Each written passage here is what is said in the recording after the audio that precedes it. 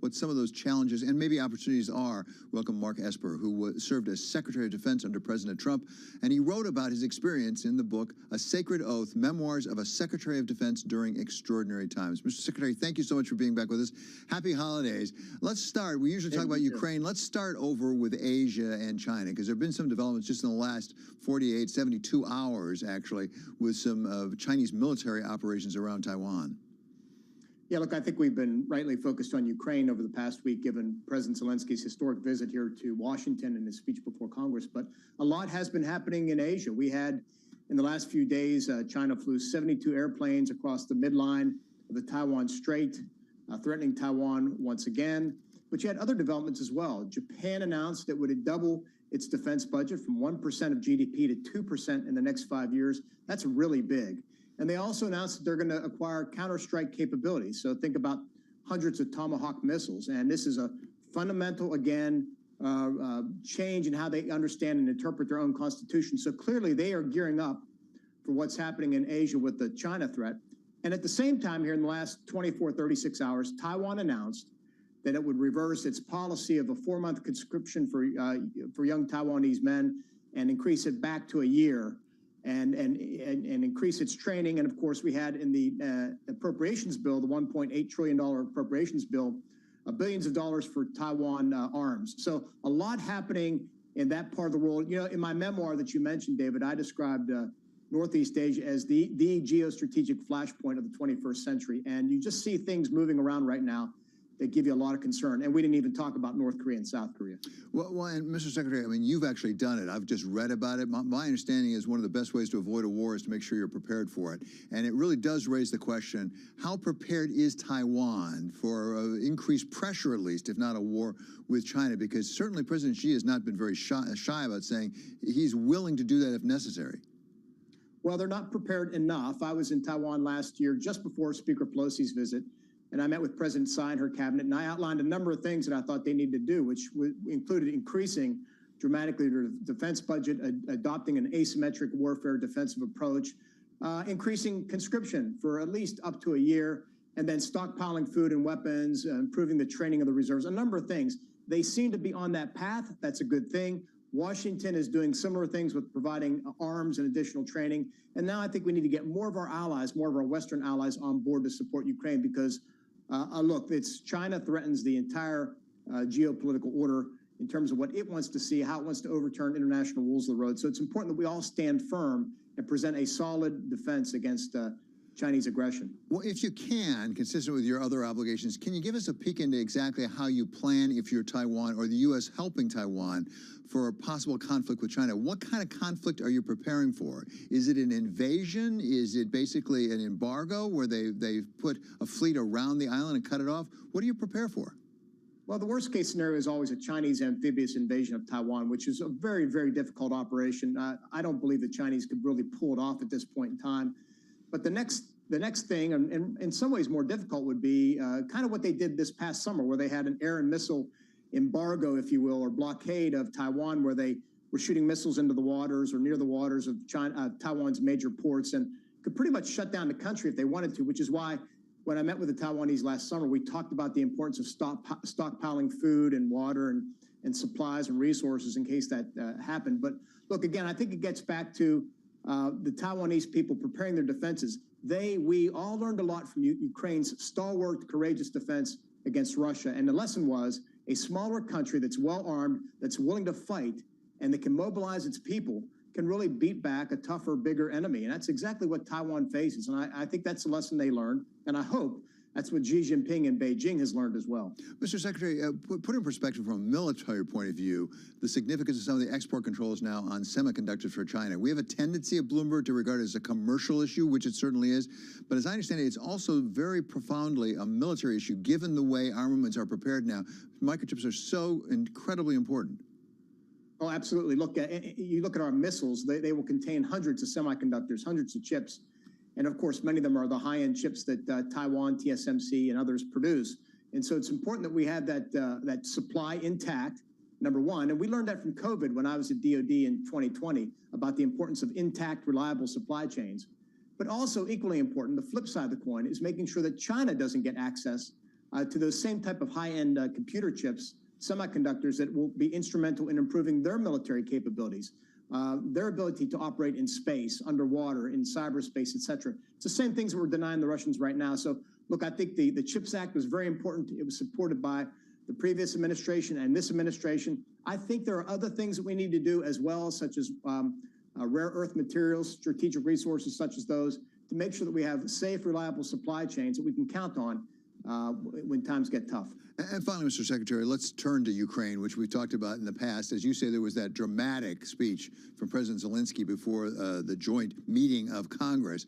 And I wonder what you took away from that and whether, in fact, the United States should be perhaps changing its attitude toward Ukraine, because certainly President Zelensky was not shy about saying he really appreciates what he's gotten, but he needs a lot more. Things like fixed-wing aircraft, things like longer-range missiles. His visit was very important. His speech was very impressive. It sent a message to the Russians, of course, that the United States was standing behind them, particularly as we head into the winter months right now. And it was a chance for President Biden to message the American people and for us to message the allies. And look, I think we've done a good job, but we could be doing so much more. They do need fixed-wing aircraft. They do need tanks. They do need the means to conduct an offensive campaign, to do a counteroffensive.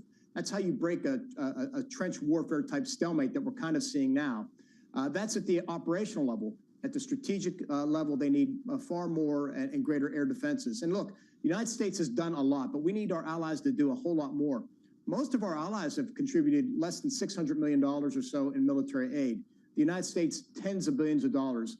So if we can get more of our allies to do more of that, to provide those critical arms and pieces of equipment that I just mentioned, we could allow the Ukrainians to get on the offensive, to push the Russians out, and bring this war to a quicker conclusion than the path it looks to be on right now. Well, that's just what I want to ask about, going on the offensive, as you just said, because I think in some quarters it might be thought, well, this is turning sort of into a stalemate, and this will go on for a long time and become chronic. It looks like perhaps that's what Vladimir Putin wants. If the Ukrainians are not winning this war, are they losing it ultimately? No, not necessarily. But again, their country would remain occupied. And what we don't want is another frozen conflict like we have in Georgia or Moldova. So the Ukrainians have the momentum right now. We need to supply them. And you're right, Putin's strategy is to wait us out. I mean, that's why he is hammering Ukrainian cities, infrastructure, energy resources with ballistic missiles and drones. He wants to break the back, break the will of the Ukrainian people. We now see he's putting an embargo, if you will, on countries that put a price cap on oil. He wants to freeze them out, freeze us out a little bit also. He is playing for time, thinking that we will wobble, we will weaken. And look, there's some truth to that in the past. We've seen that. So it's important that we hold on, but at the same time, give Ukraine what they need to win. They have the will, they have the courage, they have the resolve. They've been showing a great deal of grit and success on the battlefield. We need to help enable that. Talk to us about drones, if you would, Mr. Secretary, because certainly we've seen the use by Russia of drones, many of them, I think, supplied by Iran. We also are now picking up some reports of actually Ukraine using drones, although they haven't quite confirmed that, not for attack purposes. How important are drones in this battle on both sides? Very important. It's a new element of warfare in the 21st century. You know, we've developed our share. I did as Secretary of the Army and Secretary of Defense. But drone technology and, of course, counter-drone technology as well, critically important. But you see the Ukrainians now using them to conduct long-range strikes, hundreds of miles into Russian territory to attack airfields from which Russians are launching bombers. So they're using it to great skill. And, of course, the Russians are using the Iranian drones to pummel Ukrainian infrastructure. So we need to give them the means to provide adequate air defenses against those so that, again, we can protect civilians in Ukraine and civilian infrastructure. Is that doable? Can you supply adequate defense against the drones? You can, but it's not necessarily the high-end Patriot air defense systems. Those systems are great against ballistic missiles and fixed-wing aircraft, but you don't want to shoot a $3 million missile against a $200,000 drone. So I think I've argued that we need to give them more air defense guns. There are things called the ground-based phalanx air defense system that we use successfully in Iraq and Afghanistan. I think those are the things that the Ukrainians need as well to complement what would be a layered air defense system. Mr. Secretary, thank you so much. That's Mark Esper, former U.S. Secretary of Defense. Thank you so very much.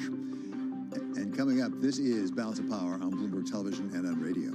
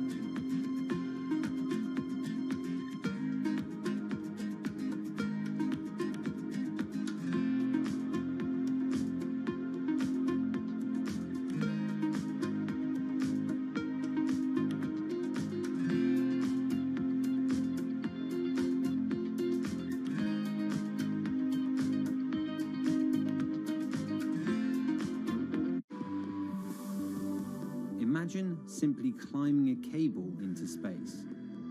The concept is known as the space elevator.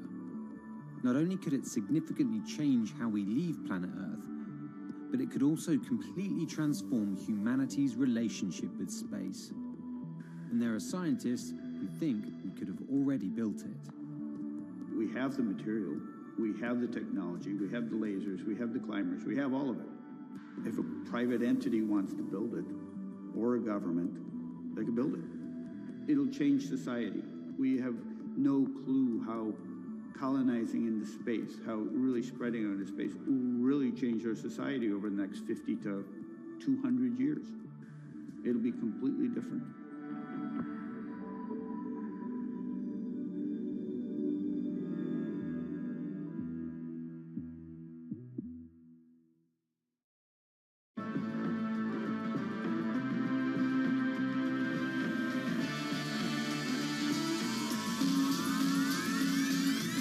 Part of what I love about business is you get to build things from nothing. I don't have any investors. All this is all money in. This is me just building it.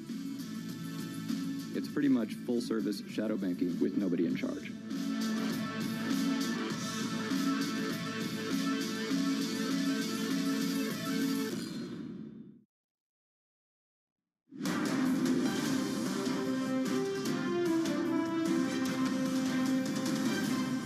This is Balance of Power on Bloomberg Television and Radio. I'm David Weston. As we approach the end of the year, we want to keep our eye on those markets to see about that so-called Santa Claus rally. I always rebel against that a little bit. But here to take us through it is Abigail Doodle. So, well, where are we right now in the markets? Well, it's going to be interesting to see, because if we can continue to come off the lows, and right now the S&P 500 is off the lows, down 0.5%, maybe we will see Santa come back to town. Because earlier today, the S&P 500 over the last 3 days had been higher by, let's call it 0.5%. Right now, down probably about 0.3%. But we, of course, have a few more days. Now, I think one stock that's so interesting to take a look at today relative to these swings, Tesla, because yesterday, of course, there was the 7-day wipeout, $700 billion lost on the year, down 70% on the year. Today, the stock is rallying up 2.6%. Last time I checked, the best day since November 30th.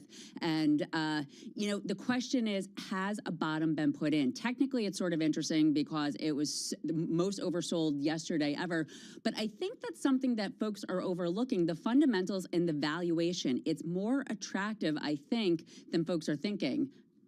So you're you're a buyer, as it were. I mean, not literally, but you think Tesla's story holds up. Well, you know, so it's not my position to be a buyer or make a recommendation. Yeah. I'm just pointing out observations. Valuation on Tesla is really pretty attractive. Does it deserve to be down so much from both on the year?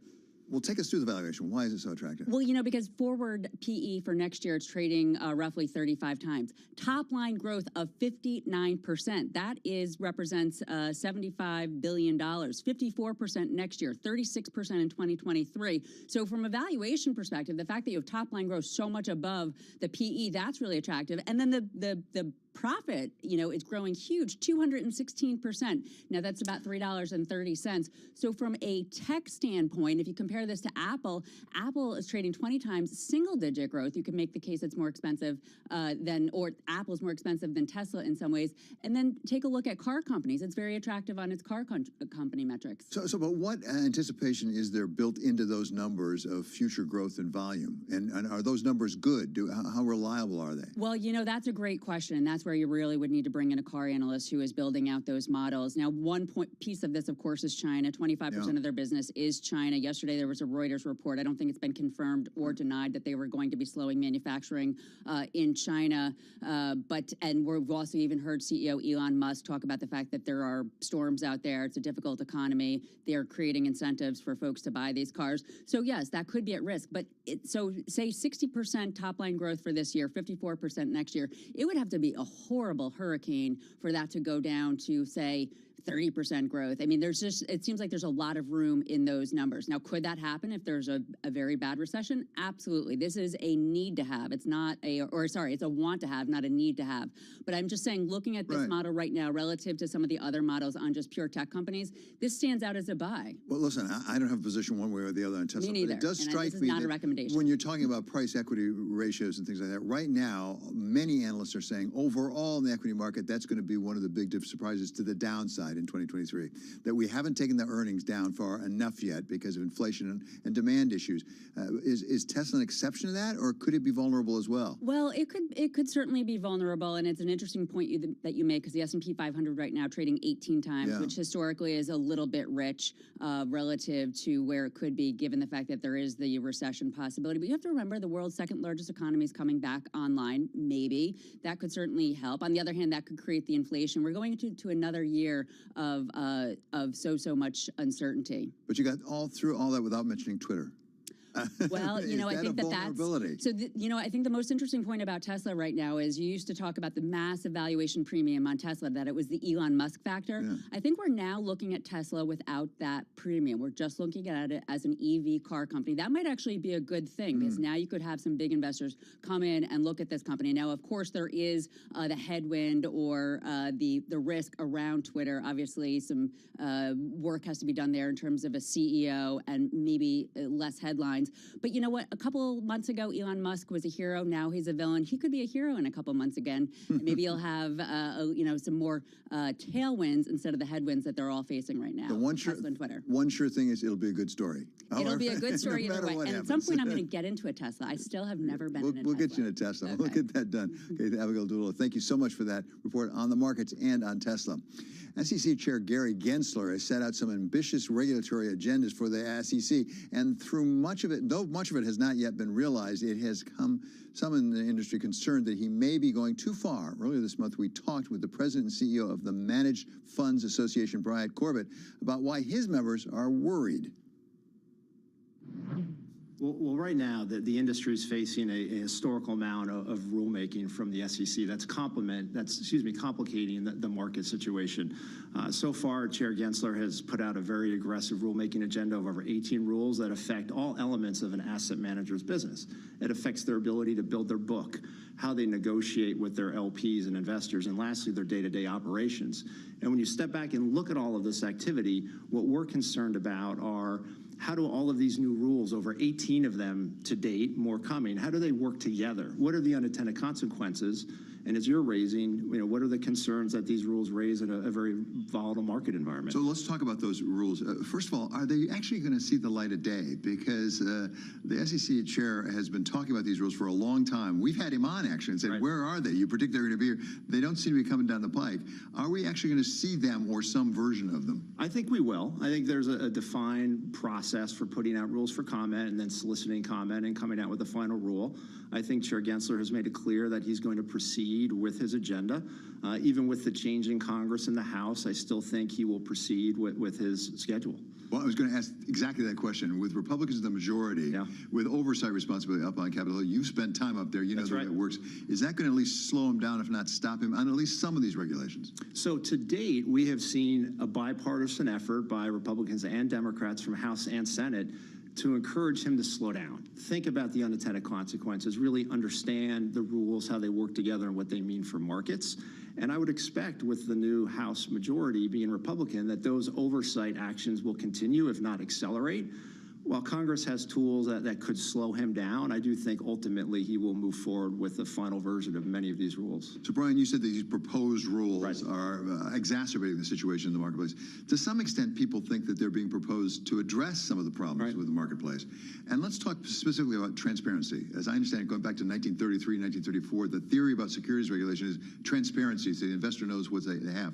Transparency, particularly, let's talk about the Treasury market right now, where there's a lot of concern about liquidity, and a lot of movement has gone over to the hedge funds and things that are not publicly available because of some regulation that came out in 2008. Is there a legitimate point there that we need more transparency, particularly on leverage in the Treasury market?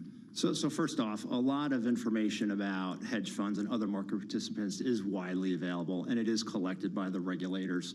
So that information is out there. What Chair Gensler is proposing to date with respect to the Treasury market is, one, how do we clear Treasuries? And I think there are some viable, good proposals for how we move to more of a central clearing operation. But he's also proposed a rule called the dealer rule that we actually think may undermine liquidity in Treasuries. securities. Oh, how does that work? Because I had heard that the dealer rule would actually facilitate, because they know exactly who's holding them, what kind of leverage is against. So today, investment managers are in the market. They're executing their strategies. What the SEC is proposing, that if a manager trades over a certain level of Treasury securities, they have to be registered as a broker-dealer. So if you're an investment advisor, you have one set of regulations, you're already registered with the SEC. Chair Gensler is proposing to change that and add a whole host of new costs and burdens on investment managers and become a broker-dealer. What that's going to do is drive many funds out of the market. At the exact time when Treasury Department is trying to bring more buyers and sellers in, the SEC is proposing a rule that will increase concentration as funds pull back because they don't want to be broker-dealers. It's cost prohibitive. Their agreements with their investors don't allow it. And you're going to see potentially less liquidity and more volatility at a time when we're all concerned about Treasury markets. Tell us about derivatives, something a lot of us got acquainted with about 2008 or so. Yes. There were all of that going on. And it turns out there was a lot of opacity. We didn't know exactly what was going on. You didn't know about counterparties and things.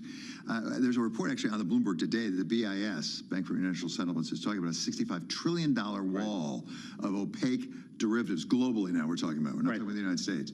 Tell us about that. Is that a real problem? Because it sounds like it might be. So certainly derivatives is something that we've spent a lot of time working with both the CFTC and SEC on. The Chair Gensler has proposed a new rule looking at security-based swaps. It's a little bit different than the dollar derivative contracts that you're referring to that have been in the press today. I think it's incumbent on all financial regulators to make sure they're communicating and make sure they're talking to market participants to understand different volumes and contracts. And I think we have a regulatory regime in place, certainly in the U.S., that provides that type of transparency, certainly to the CFTC and increasingly to the SEC as they look to expand into security-based swaps. So, Brian, I have the impression you're not a big fan of a lot of the regulations being proposed to the SEC.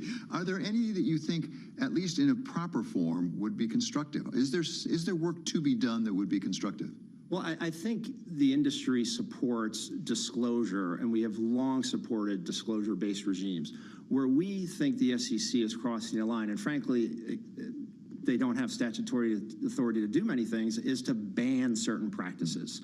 And the way that sophisticated funds negotiate with their investors to secure their investment in a fund, you've long had contracting parties, very sophisticated pension funds and hedge funds on the other side negotiating. The SEC for the first time is looking to ban practices. And we think that is an overstep of their authority, which is as a disclosure regime. So I can just sense people in the audience right now watching this saying, wait a second, how can you have an alternative asset manager and not talking about crypto? So is that within your bailiwick? Is that alternative assets? And what about regulation in that sphere? Because goodness knows there seems to be a growing clamor for some regulation. There is. And certainly this is an asset class that we've all been watching over the last couple of years. As the market grows and some institutional capacity comes into the crypto markets. What's happened in the last few months, I think, has caused all of us to sort of pause and reflect. Certainly Congress is going to spend a lot of time looking at this. One of our concerns is that crypto regulation is going to really suck the oxygen out of the room in Washington as the new members in Congress look to legislate, and Chair Gensler is going to continue to pursue a fairly aggressive enforcement agenda with respect to the asset class. So it will be a busy time, but there are a lot of other issues that he's raising that we think policymakers need to stay focused on. That was my conversation with Brian Corbett of the Managed Funds Association earlier this month. To keep you up to date with news from all around the world, we turn now to Madison Mills here with the first word. Thanks, David. A weather system known as an atmospheric river is heading to the Pacific Northwest and California. It's poised to bring heavy rain and snow, and this raises the risk of mudslides and floods, particularly in those areas that have been recently ravaged by forest fires. The storm could dump as much as 7 inches of rain in Northern California over the next several days. That atmospheric river comes as power costs already surging following extreme cold over the past week. Wholesale power prices surged more than 6,000% in parts of the country during that cold snap. Nearly half of U.S. households use gas to heat their homes. Those Americans likely to face significantly higher costs in the coming months. Electricity accounts for less than 3% of the consumer price index, so the jump likely won't impact inflation data, but again, it will lead to increased costs for consumers. And stranded travelers in the U.S. could face days of waiting to get to their destinations, especially if they're booked on Southwest Airlines. That carrier already scrapping 60% of its flights today and about 58% of tomorrow's. I want everyone who is dealing with the problems we've been facing, whether you haven't been able to get to where you need to go, or you're one of our heroic employees caught up in a massive effort to stabilize the airline, to know is that we're doing everything we can to return to a normal operation. And please also hear that I'm truly sorry. Southwest shares down by about 3% today after falling 6% on Tuesday. And in Michigan, a militia member who plotted to kidnap Governor Gretchen Whitmer sentenced to 19 years in prison. Prosecutors did seek a life sentence for Barry Croft Jr. He was sentenced one day after another plotter, Adam Fox, received a 16-year term. 14 people were arrested in that kidnapping plot.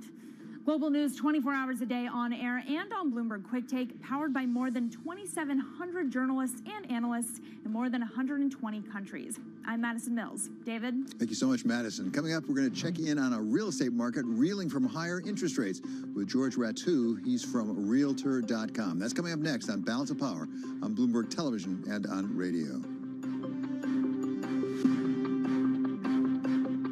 A lot of the satellites have propulsion systems. They can kind of move to get out of the way of each other or change their orbit a little bit. It's a service that you guys offer to help these companies know how to maneuver their machines. Yeah, we offer a collision avoidance service. It's a subscription service. We'll send you an alert up to 7 days in advance if your satellite's going to come dangerously close to a piece of debris or another satellite. Companies have been doing that for decades, moving satellites around, but it's sort of like a harder problem now. The risk of a collision is a lot higher now, just because we've installed so much more hardware into space. You have a big collision, it creates a cloud of debris, and now all the other satellites are flying through this whizzing mess of debris. As we add all of the new satellites into space, the risks of the collision, the likelihood of the collision is going up.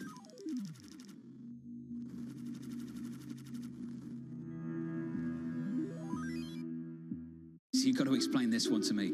What does it mean when the White House says we're watching markets carefully? It means they have a Bloomberg. I've seen the Bloomberg. They have. I've been in and seen it. Lots of Bloombergs. Lots of Bloomberg. Lots of Bloomberg. Lots of Bloomberg. Lots of Bloomberg. Lots of Bloomberg. I've seen the Bloomberg. I've seen the Bloomberg. I've seen the Bloomberg. I've seen the Bloomberg. What does it mean? What does it mean? What does it mean?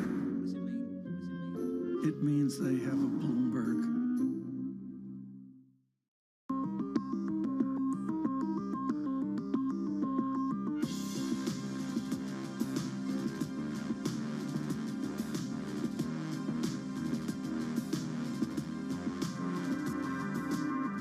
When U.S. jobs numbers are released, Bloomberg brings you crucial data at terminal speed and instant expert analysis. Nobody covers jobs day like Bloomberg.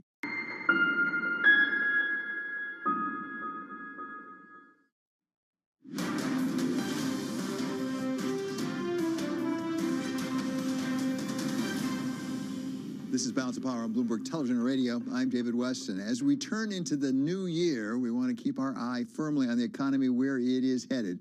And to give us a summary of where she thinks it is, we welcome now Bloomberg Washington Bureau Chief Peggy Collins. So, Peggy, it's a big topic, but the story of 2022 was clearly inflation. What are we anticipating in 2023 with respect to inflation and what the Fed's likely to do about it? Well, that's right, David. Certainly rising prices were the big story of 2022, and trying to get them under control was the Fed. So we did get some data towards the end of the year showing that inflation was easing a bit. So that's the good news.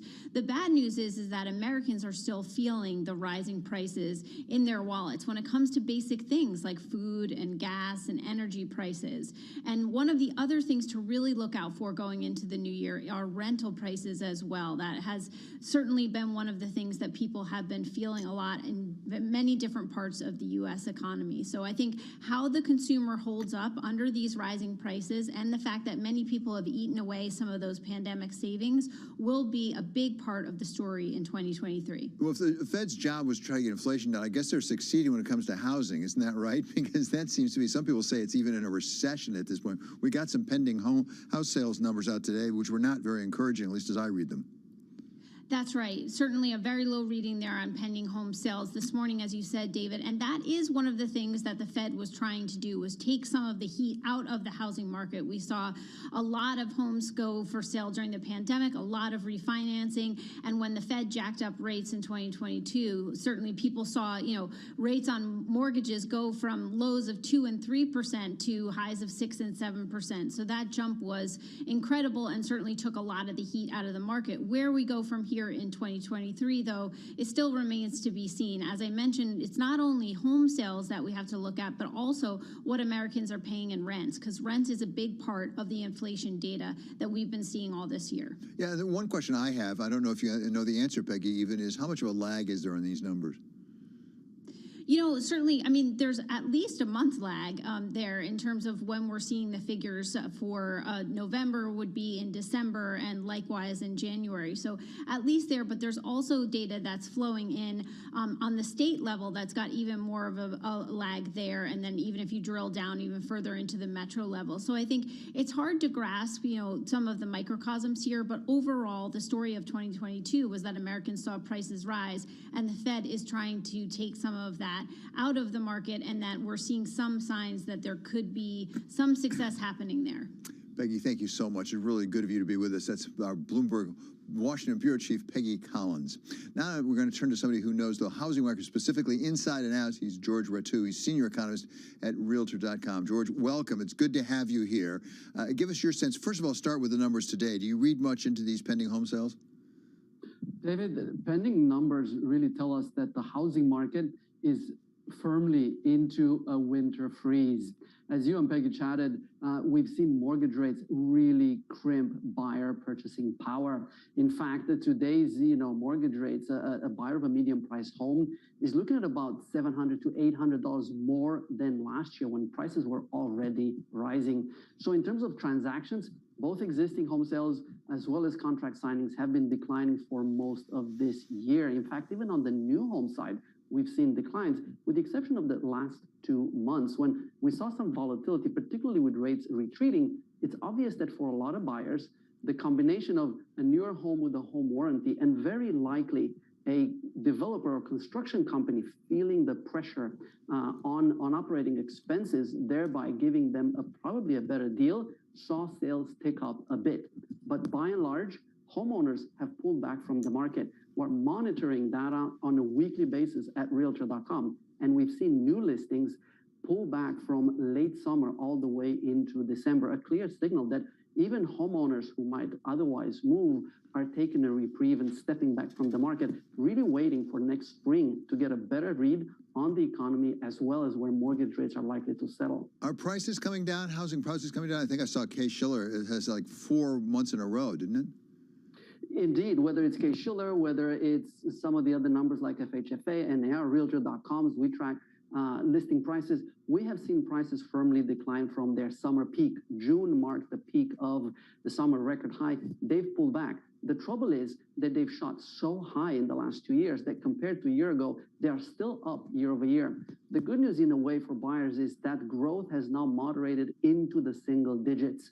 The less good news is as we look to 2023, the combination of still high prices, even if they decline another 9%, and mortgage rates, which are expected to remain elevated, means that the monthly mortgage payment or the financing cost for a home will remain elevated and keep really affordability front and center for most home buyers and even home sellers looking to refinance or move and facing a much higher mortgage rate. Georgia, as an economist who really follows the housing market terribly closely, explain a little bit the relationship between the mortgage rates on the one hand and the appetite for houses on the other. Because as I recall, it shot up over 7% at one point. It did come down from that. Last time I looked, it was in the low 6s. I don't know where it is today. Is that enough to reinvigorate some of the market? David, that's such a critical question, considering that the majority of buyers in the United States finance their home purchase.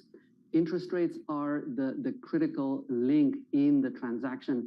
To give you a sense, even as home prices skyrocketed in 2020, particularly the latter half in 2021, the fact that mortgage rates were really below 3% thanks to the Fed's A, monetary policy on rate hikes, B, its active participation in the mortgage-backed securities market, meant that the budgets for most buyers could stretch, right? With such a low rate, they could accommodate rising prices. Today, with prices still above year-ago levels and mortgage rates almost twice as high as they were when the year started, when you look at a typical home, the buyer of that home is looking at $700, $800 more. Put that into balance with incomes, right? Because if your income keeps up with that rate, yeah, you can afford to pay more. But when you look at incomes, given the 40-year high inflation of this year, in fact, they were in real terms negative. So most people got a pay cut this year and were faced with a much higher mortgage payment. So to your point, unless we see a retreat in mortgage rates somewhere below 6%, somewhere around 5.5%, I don't think we'll see a meaningful improvement in people's ability to actually afford a home at current prices. I don't know the mechanics of how this works the way you do, George. So let's go into 2023. A lot of people are saying that the Fed will level off, at least in the rate rises, through the year, and maybe do it as early as the first quarter. But it's not clear they're going to cut the rates. Does the Fed have to cut the rates to get the housing market going back, or is it enough to level off? From my perspective, if the Fed is successful in at least bringing inflation down towards a 3 to 4% in the next year, that would already signal to markets a stabilization in at least the monetary push. Fed's been very aggressive this year, and inflation is an important driver of mortgage rates. That's why we've seen mortgage rates in part also rise, is because we've seen inflation push up costs for lenders, for origination companies, banks, and so on higher. So if the Fed manages to bring inflation under a more significant control and then flatten the rate increases, that could tame mortgage rates in the new year. That really remains to be seen. I think by and large, as you and Peggy even touched earlier on, there are early signs that both the CPI and the PCE have been moderating steadily. So if that moderation continues in the first half of 2023 and the Fed begins to taper some of these strong rate increases, we could see mortgage rates flatten out, which would be enough to actually fuel a rebound in activity, potentially in late summer, even early fall. George, let me come at it the other way around, if I could. We've been talking about it from the point of view of a home buyer and how much it costs to buy a house and how much the mortgage costs. But also, typically, real estate is a very good investment as a hedge against inflation. Are we seeing capital come into the real estate market overall as a hedge against inflation? We have certainly seen investors pay very close attention and, in fact, be very active in the last years precisely for that reason. In fact, because of rent growth still being quite strong this year, we've only seen moderation in rental rates in the last few months, but they're still growing. For that reason, investors and capital has absolutely entered into the single-family space. Multifamily has already seen that capital. It's an institutional asset class by now. Now we're seeing the single family, particularly through the rental vehicles, we're seeing that attract a lot of capital. And I think given the shortage of single family homes, given the affordability challenge, I think a lot of investors still see value in the rental market on the single family side. George has been very helpful. Really appreciate your time. That's George Ratu. He is Realtor.com senior economist. Check out the Balance of Power newsletter on the terminal and also online. That does it for Balance of Power for today. Stay tuned now for Bloomberg Markets coming up next with James Camp of Eagle Asset Management. And this is Bloomberg.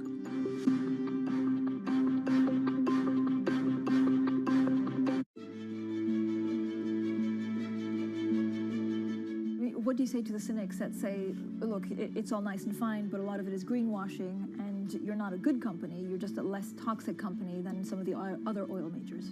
Well, the first thing to say is that, I'm a big believer in we need to put ourselves in other person's shoes in life in general. And so I understand that point of view, and I get that people have that perspective. I don't agree with that, obviously, but I understand where they're coming from. We have an enormous challenge as society, which is to provide the world with reliable, affordable, and clean energy. That's what society wants. That's what society needs. And I believe in my heart that a company like BP is actually one of the few companies in the world who can actually make that happen. We can talk about the things that we're going to grow and over the coming years. And I find it hugely exciting and energizing for our organization. But that's what the world needs. And you simply can't go against the grain of society. You can't defy gravity. And that's why we're making the change that we're making.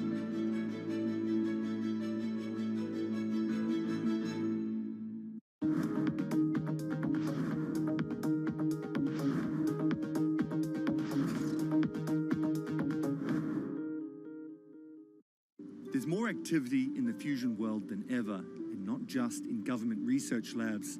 There's also an emerging private fusion industry that's attracted billions of dollars in capital in recent years. Governments and private investors alike realise that we've got to find a solution that's going to allow us to get to net zero targets.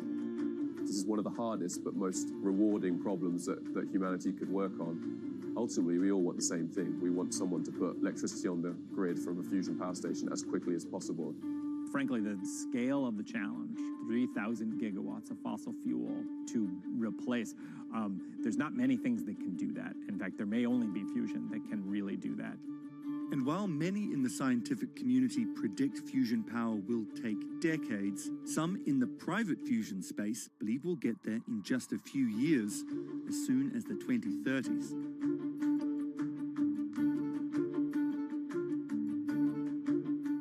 The top names in business are on Bloomberg.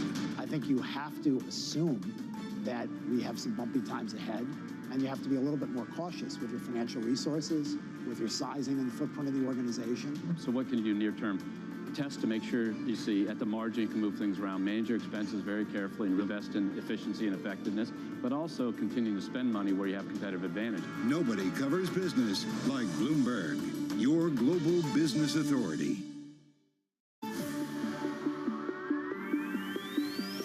When innovation strikes, Bloomberg Technology is there with the news and analysis you need. Every weekday, only on Bloomberg.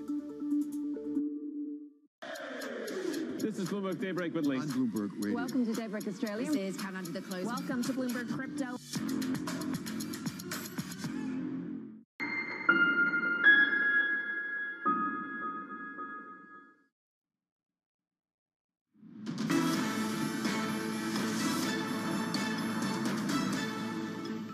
Where the heck is Santa Claus? Here, 3 days into what is supposed to be the historical Santa Claus rally, now sitting on 2 days of losses for the major indices. Today's setting up to be one of the worst. A huge spike at the open here. Looked like we were going to get a rally here, Tim and Carol. That's quickly faded as we get closer to the closing bells. Yeah, no place to hide today. If you look at the major industry groups in the S&P 500, pretty much everything down. Everything is down, and I think the defensive nature and the defensive posturing that you're seeing in this market is really indicative of, I think, how a lot of people feel heading into the new year. It's not just about the levels that we're at, 3803 right now on an S&P 500, but the idea that anything being bought today is pretty much defensive in nature. You're talking about kind of car part makers like AutoZone, some of the banks like JP Morgan, as well as Bank of America. I guess you get a little bit of a rebound in some of those beaten down stocks. I know you're going to talk a little bit later, Carol, about Tesla, but there really isn't a lot out there. And we should point out the big caveat, the big asterisk here on this day, as it is for the entire week, this holiday shortened week, is that volume is incredibly thin. I was going to say everybody's stuck in the airport still, or at least if you were trying to fly Southwest. We'll have some updates on that a little bit later on. Not the other airlines? Are they all okay? Well, I don't know. I mean, there's a lot of people trying to... What about Spirit?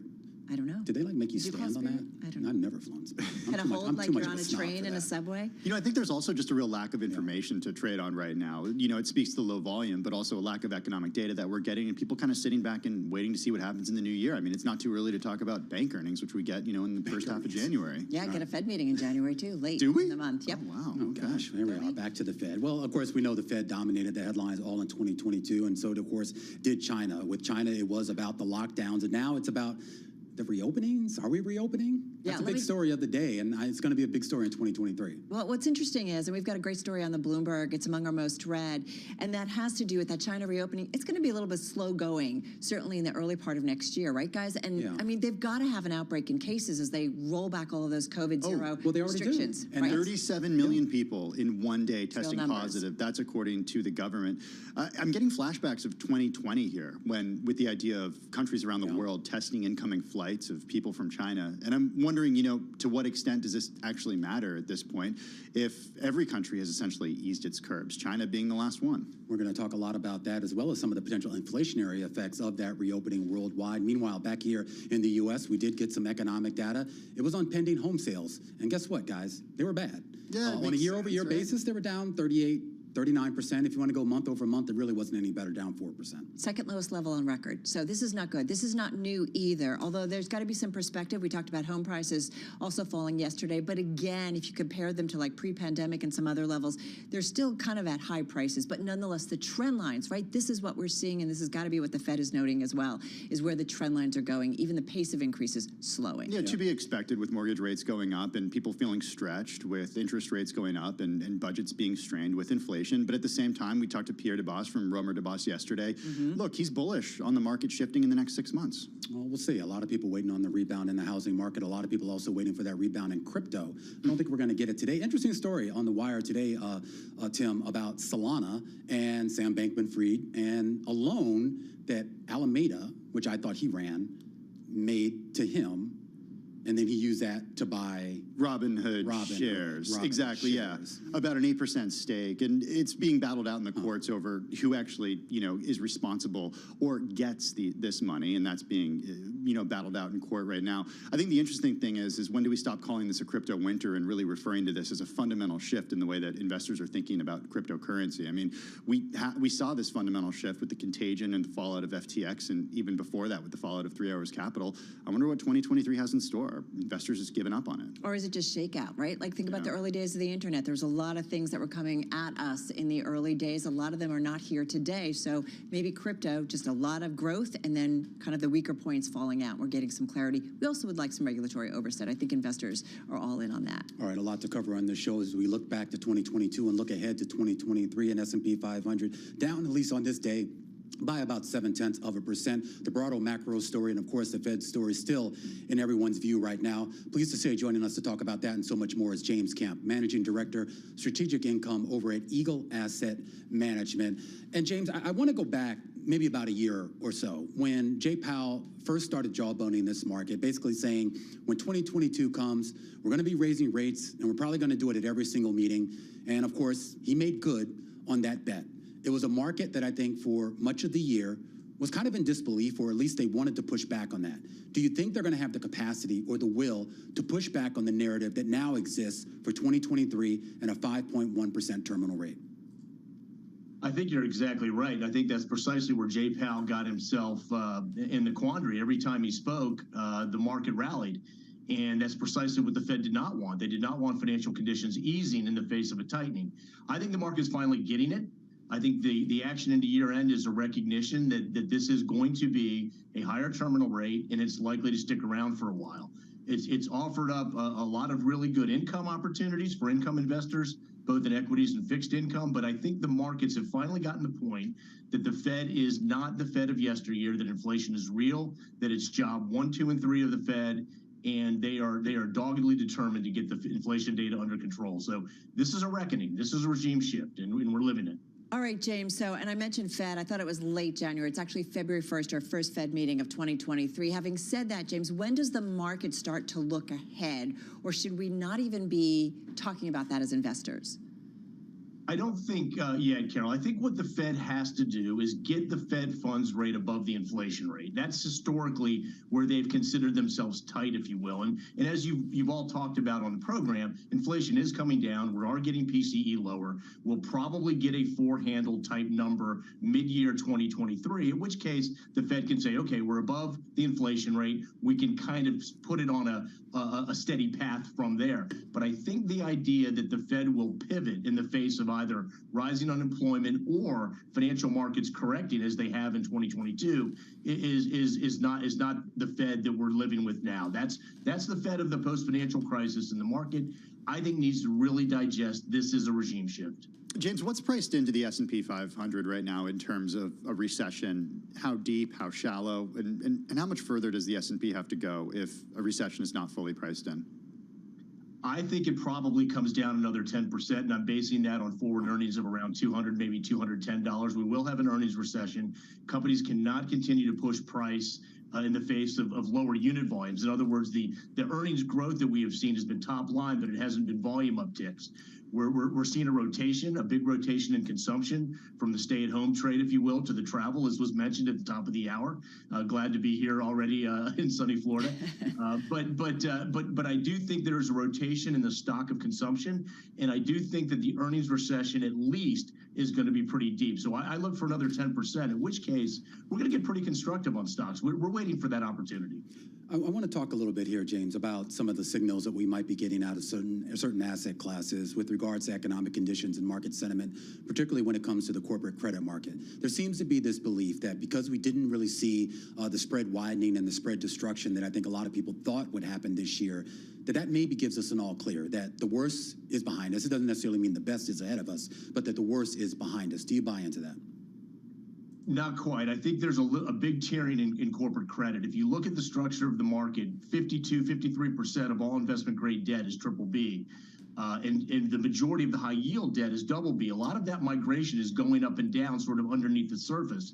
But what we didn't see in 2022 in the bond market and the damage of the bond market was a credit cycle, as you mentioned, Romaine. What we did see was interest rates move and some liquidity issues in some of the passive product. I'm looking very closely at corporate spreads. I think they're too tight.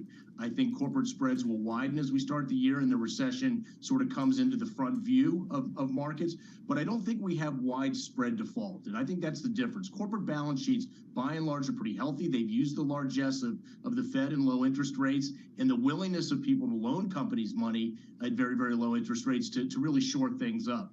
So for us, it's about flexibility. Where can we go in the capital structure? Can we lean into the dividends trade? Can we lean into the bond trade? And how we move that around? Well, James, in a global market that's worth trillions, many trillions worth of dollars, I mean, how do you kind of assess these kinds of numbers? We've got a great story. We're going to talk about it a little bit later. Globally, almost $650 billion worth of bonds and loans are in distressed territory at this point, specifically, and we're seeing distressed debt in the U.S. alone jumping more than 300% in 12 months. So how do you square that against the global markets and what happens in 2023 if that could become troublesome for investors and the markets overall? Definitely worth watching. The negative interest rates of yesteryear are gone. We are positive in interest rates, refinancing any companies that have termed out debt on the short end, any of the floating rate, levered loan products, certainly more vulnerable than what I'm talking about in the fixed rate stuff that we typically traffic in. But absolutely, you're going to get a major shock for some of the levered loan markets, some of the CLOs, the more esoteric product when they reset to higher interest rates. I want to piggyback, James, off of Carol's question, though, and about the potential of contagion risk. Because when we go back to the financial crisis and we saw the great financial crisis and we saw that breakdown in credit, it really did sort of affect everyone. And there seems to be a sense that even when you look at these aggregate numbers, the $650 billion that Carol referenced, the idea is that any defaults, any stress will be contained to specific companies and maybe specific industries, but it won't necessarily be the global contagion that we saw 12, 14 years ago. Well, that's my belief, and the belief comes from a simple fact that I think we're in a lower levered position, right? We don't have the degree of financial leverage in most of the financial institutions that we had. We certainly don't have the systemic risk of mortgage and mortgage product that went off the rails back in the 08 experience. We will see, obviously, some players fall. I think the biggest sort of macro risk from the financial markets will be in the opaque world of derivatives. I mean, obviously, funding costs are going up significantly. Being able to square derivative books gets more difficult in that environment. Yeah. We've moved funding costs from 0 to 4.5%. That's consequential. James, we've got a great chart as part of this story. Just quickly, 20 seconds, though, when you look at real estate, you're really seeing signs of distress. We keep wondering, post-pandemic, something's got to fall apart in real estate. Do you think that as well, or no? I think prices in real estate absolutely have to come down. It's paradoxical that in 2021, 22, average earnings in the U.S. were probably $56,000, $57,000, and house price appreciation eclipsed that. So you made more money by refreshing Zillow than going to work in some cases. I think housing has to correct. I think rents are too high. We have a major crisis in our country for housing, for the rental population. And I look at 2023, Carol, as a reset. We can call it recession. This is a capital markets reset. And frankly, I think it's overdue and I think it's healthy. James Camp, big thank you for joining us this afternoon. James Camp of Eagle Asset Management. Really appreciate your time. Now, keeping you up to date with the latest news from around the world, here's First Word with Madison Mills. U.S. aviation agencies dispute elements of Ethiopia's latest report on the Boeing 737 MAX crash. In comments attached to the near 350-page document, the U.S. National Transportation Safety Board was one of the groups to dispute. The group said there was enough evidence to suggest a bird may have contributed in some way to the Ethiopian Airlines Group incident. Meanwhile, air travel roaring back. The problem? There's not enough airplanes. Jefferies estimates there's an order backlog approaching 13,000 airliners. Boeing and Airbus single-aisle models are sold out through 2029. The result, airlines have fewer seats to sell, which means higher fares for us. Sticking with travel, the Southwest Airlines meltdown that stranded thousands of passengers across the U.S. has its root in outdated technology. Analysts and unions have warned about this for years. Historically, Southwest underinvested in IT, in technology, and this has come back in the past to hurt them. They were investing aggressively this year. That was one of the catalysts we thought, for the shares later this year as the new scheduling system for employees was coming up. Southwest canceled more than 2,500 flights today, and there's a similarly bleak outlook for Thursday.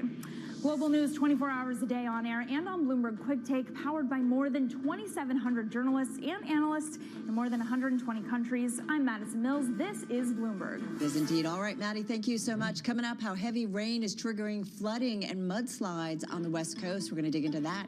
You're listening and watching Bloomberg Markets on this Wednesday. We're coming right back. This is Bloomberg.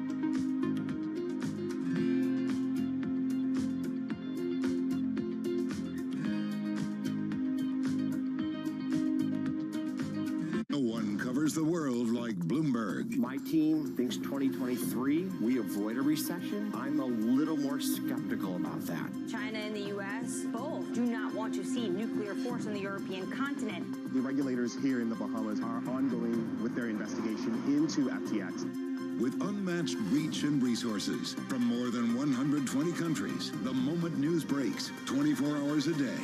Bloomberg, your global business authority.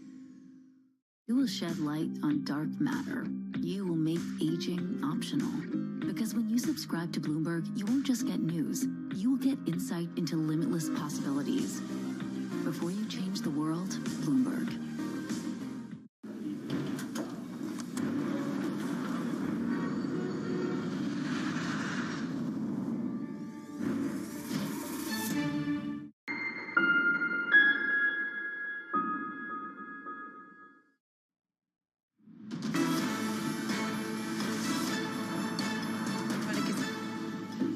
Welcome back to Bloomberg Markets here. It's been a really stressful week here in the United States when it comes to the weather. Of course, some of the travel conditions arising out of that. And now, of course, a lot of bigger issues out there as well here. Right now, still grappling with some of the extremely cold temperatures here in the Northeast and Midwest and even out in the far West. And now, there's a lot of talk about something I never heard of before called an atmospheric river, poised to bring some heavy rain and snow to the Pacific Northwest and California. Pleased to say, to help us walk through this, as well as so much more, is Jim Romer. He is the founder of Best Weather, a company that has been advising hedge funds, farmers, and commodity traders with respect to both short and longer term weather impacts out there. Jim, always a pleasure to speak with you. Unfortunately, we only tend to speak with you when conditions are extreme, and I do want to start off with those extreme conditions that we've been seeing here in the United States, and give us a sense here of how rare what we're seeing is and how long it may last. Yeah, we have a combination of La Nina weakening currently and also warming over the Arctic Circle that created unbelievable snowstorms, 2 blizzards in less than 3 weeks in Buffalo. Never really happened before. The last real severe winter we had was 1976, which continued for 3 months. But because of various other factors we see in the climate, we're going to be seeing a big warming trend, actually. So all this snow and really devastation around the eastern part of the country and the Midwest will be coming to an end. We're seeing both heating oil prices and natural gas prices sell off somewhat here because of the anticipation of a much warmer January ahead, luckily for a lot of folks. Hey, Jim, how do you think about this, even longer term? Because it's interesting, you look at something like the wine industry, and there are places that they used to be able to grow that they can't anymore because it's gotten too hot. But there are places that used to be too cold that they now can. So there's a lot of movement around the world. Is that what we're going to see generally, or is it just really global warming that's going to make it very difficult for most regions or many regions of the world? Yeah, obviously, there's been a lot of controversy. It's become very politicized, obviously, for years, climate change. I certainly believe in it. I won't go into it too much in detail right now, but the combination of La Nina with droughts in Argentina now setting the soybean and corn market on fire, the record warm summers we had globally, now this cold shell we had in December, is pretty much contributing to both from climate change perspective and also La Nina. So what we're seeing out west right now from historical droughts, 3 years in a row in California, like you say, the wine industry being affected by historical forest fires, never really happened before in history. And now flooding is really a bad situation, obviously, for a lot of farmers and residents in the wine industry. The good news that we see from all this is above normal snowpack finally returning for the first time in several years to the Sierras. And that's going to mean that hydropower that was really not really in around the last couple of years because of all these droughts, we'll see a big increase in hydropower next spring and summer. Thank goodness for people out west. And that could still put pressure on the natural gas market as well, because in the last couple of summers, we saw a switch from both hydropower to natural gas uses. That will change this year, next year. Jim, it's not too early to say that, because in the past couple of years, we have seen snowpack look pretty good in the early parts of the winter, only to find that we weren't seeing that same precipitation later in the year. So it was a little disappointing. Yeah, I think with La Nina finally beginning to weaken a little bit, we're going to see probably more and more storms bang into the West Coast here over the next couple of months. So I think that we can end up the winter, unless La Nina was to strengthen all of a sudden once again, with normal to above normal snowpack over the next 2 or 3 months. Let's talk, Jim, a little bit here about some of the effects that we've seen from the extreme weather conditions, not just the snow and the cold, but also some of the extreme conditions we saw in the summer and fall, and the effect that that's had on the commodities space, particularly when it comes to the soft commodities and the crops. Well, pretty much we've seen recently a rally in sugar, with La Nina bringing flooding to Thailand, the number 3 biggest exporter and producer of sugar in the world. That's been a bullish impact in sugar here in the last month or so. Coffee, we had a devastating drought about 1.5 to 2 years ago. We had a freeze. The weather's actually improving in Brazil right now. So coffee prices have dropped from about $2.20 down to about $1.60 to $1.70 here over the last few months. The soft commodity space, the one particular market that may be under value that could see an explosive move if El Nino develops next summer, which is a warm ocean current. Right now we have that cool La Nina current weakening. Could be cocoa. We could begin to see some problems in West Africa over the next 3 to 6 months. The grain market, though, really is where the action is right now. We had a devastating freeze in Kansas and Oklahoma last week, historical. This is a very important time of the year for the Argentina soybean and corn crop, the number 2 and 3 biggest producers in the world of grain. So we are seeing some real disruptions right now in the agricultural space, mainly grains in South America. Hey, Jim, so we got to focus on grains. You just talked about some different things, and I feel like the Ukraine war also reminded us early this year that we all have to look at what's going on globally. 20 seconds here. What else do you think we should keep an eye on for 2023? Well, I think certainly we have a bull market in grains right now. Pretty good news. I think the drought's going to ease for the Midwestern corn and soybean crops, and we could begin to see a major bear market actually this spring and summer in the grain market. Not right now, we're in the South American season, but next spring and summer, a much wetter weather pattern. And I think the highs in natural gas prices have been reached. I've been recommending in my Weather Wealth newsletter for a month not to buy into this rally and all the Ukraine and Russian hype. We're going to have probably a warmer winter on average, and after this cold snap this last few days, a much warmer January is in store, and that's one of the reasons we've seen natural gas prices drop about 15 to 20% here in the last week. Jim Romer, founder of Best Weather, thanks so much for taking the time and joining us this afternoon. Really do appreciate it and hope you can come back when the weather is not so extreme. Well, let's stick with the weather now and how this storm was a perfect storm for the airline company Southwest, where a staffing crisis already brewing in Denver. Its CEO, Robert Jordan, even apologized for all the travel delays. I want everyone who is dealing with the problems we've been facing, whether you haven't been able to get to where you need to go, or you're one of our heroic employees caught up in a massive effort to stabilize the airline, to know is that we're doing everything we can to return to a normal operation. And please also hear that I'm truly sorry. Let's now bring in Bloomberg's Leah Nyland to break it all down. Leah, a big part of the conversation yesterday had to do with Southwest's business model, the lack of hub and spoke and rather point to point. The conversation really shifting in the last day, though, to Southwest's outdated technology and the technology that it uses that it hasn't updated in years.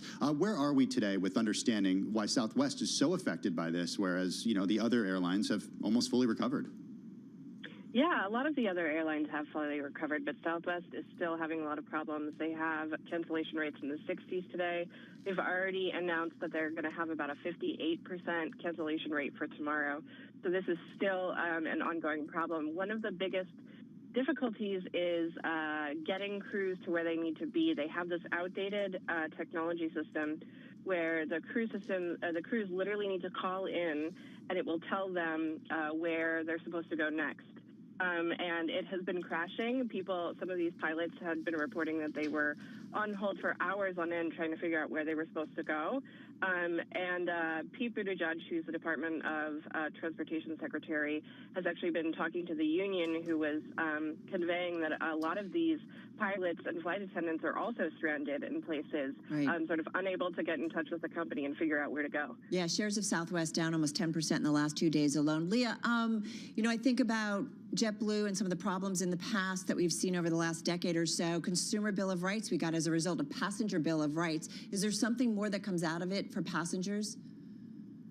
That will be a really interesting question. I mean, the Senate Commerce Committee, which has oversight over airlines, has already announced that they want to hold a hearing on this when Congress comes back in January and look at why this happened and if we do need some more legislative changes to the airline industry. As I mentioned, the DOT Secretary, Pete Buttigieg, has been very outspoken that they are watching this very closely to make sure that Southwest lives up to all the obligations it has to customers in terms of refunds and getting them hotel rooms and meal vouchers and such if they're stuck.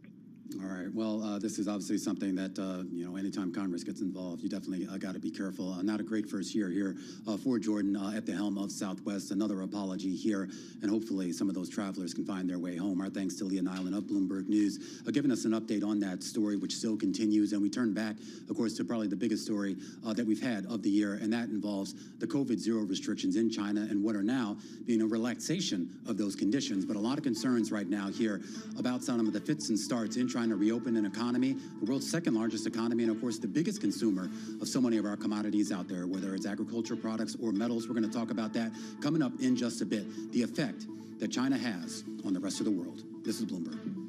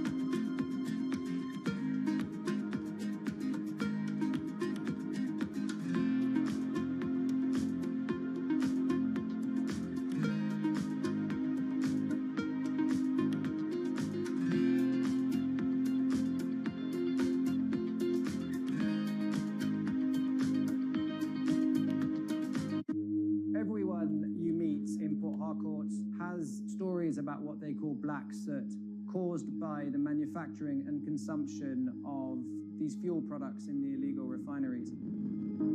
Oil theft, known as bunkering, and the refining of its spoils is worsening the damage from decades of fossil fuel exploitation, creating one of the world's most severe ecological disasters. Our sacred forests, our homes have to give way to oil wells, and no one gets much benefit. Imagine a resident of Port Harcourt who inhales this soot every second in 24 hours, 7 days a week, 30 days in the month, and for years now, we are dying slowly but surely, and our lifespan is reducing every day.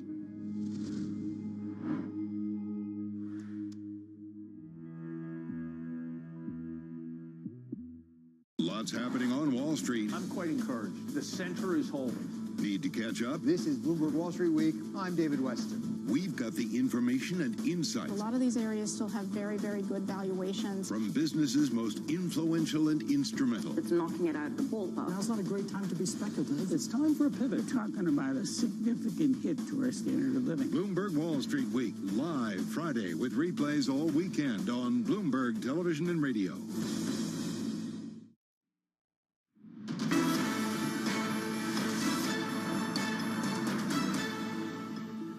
This is Bloomberg Markets Close, almost 2:30 here in New York City. Let's get you caught up on what's going on in the commodity space. Watching settlement of NYMEX crude futures, looking like they're going to settle lower for a second straight day, down about 0.7%, right around 78.94. We'll split the difference, call it 79, but it's been a pretty tight trading range really for the last 2.5 to 3 weeks here. Only about $5 separates the peak from the trough, at least on a closing basis here. We should also point out volume is incredibly light once again here, trading right now only at about 2/3 of what it would normally be here. Keep an eye on some of the other things going on in the commodity space, including a significant drop that we're seeing in natural gas futures.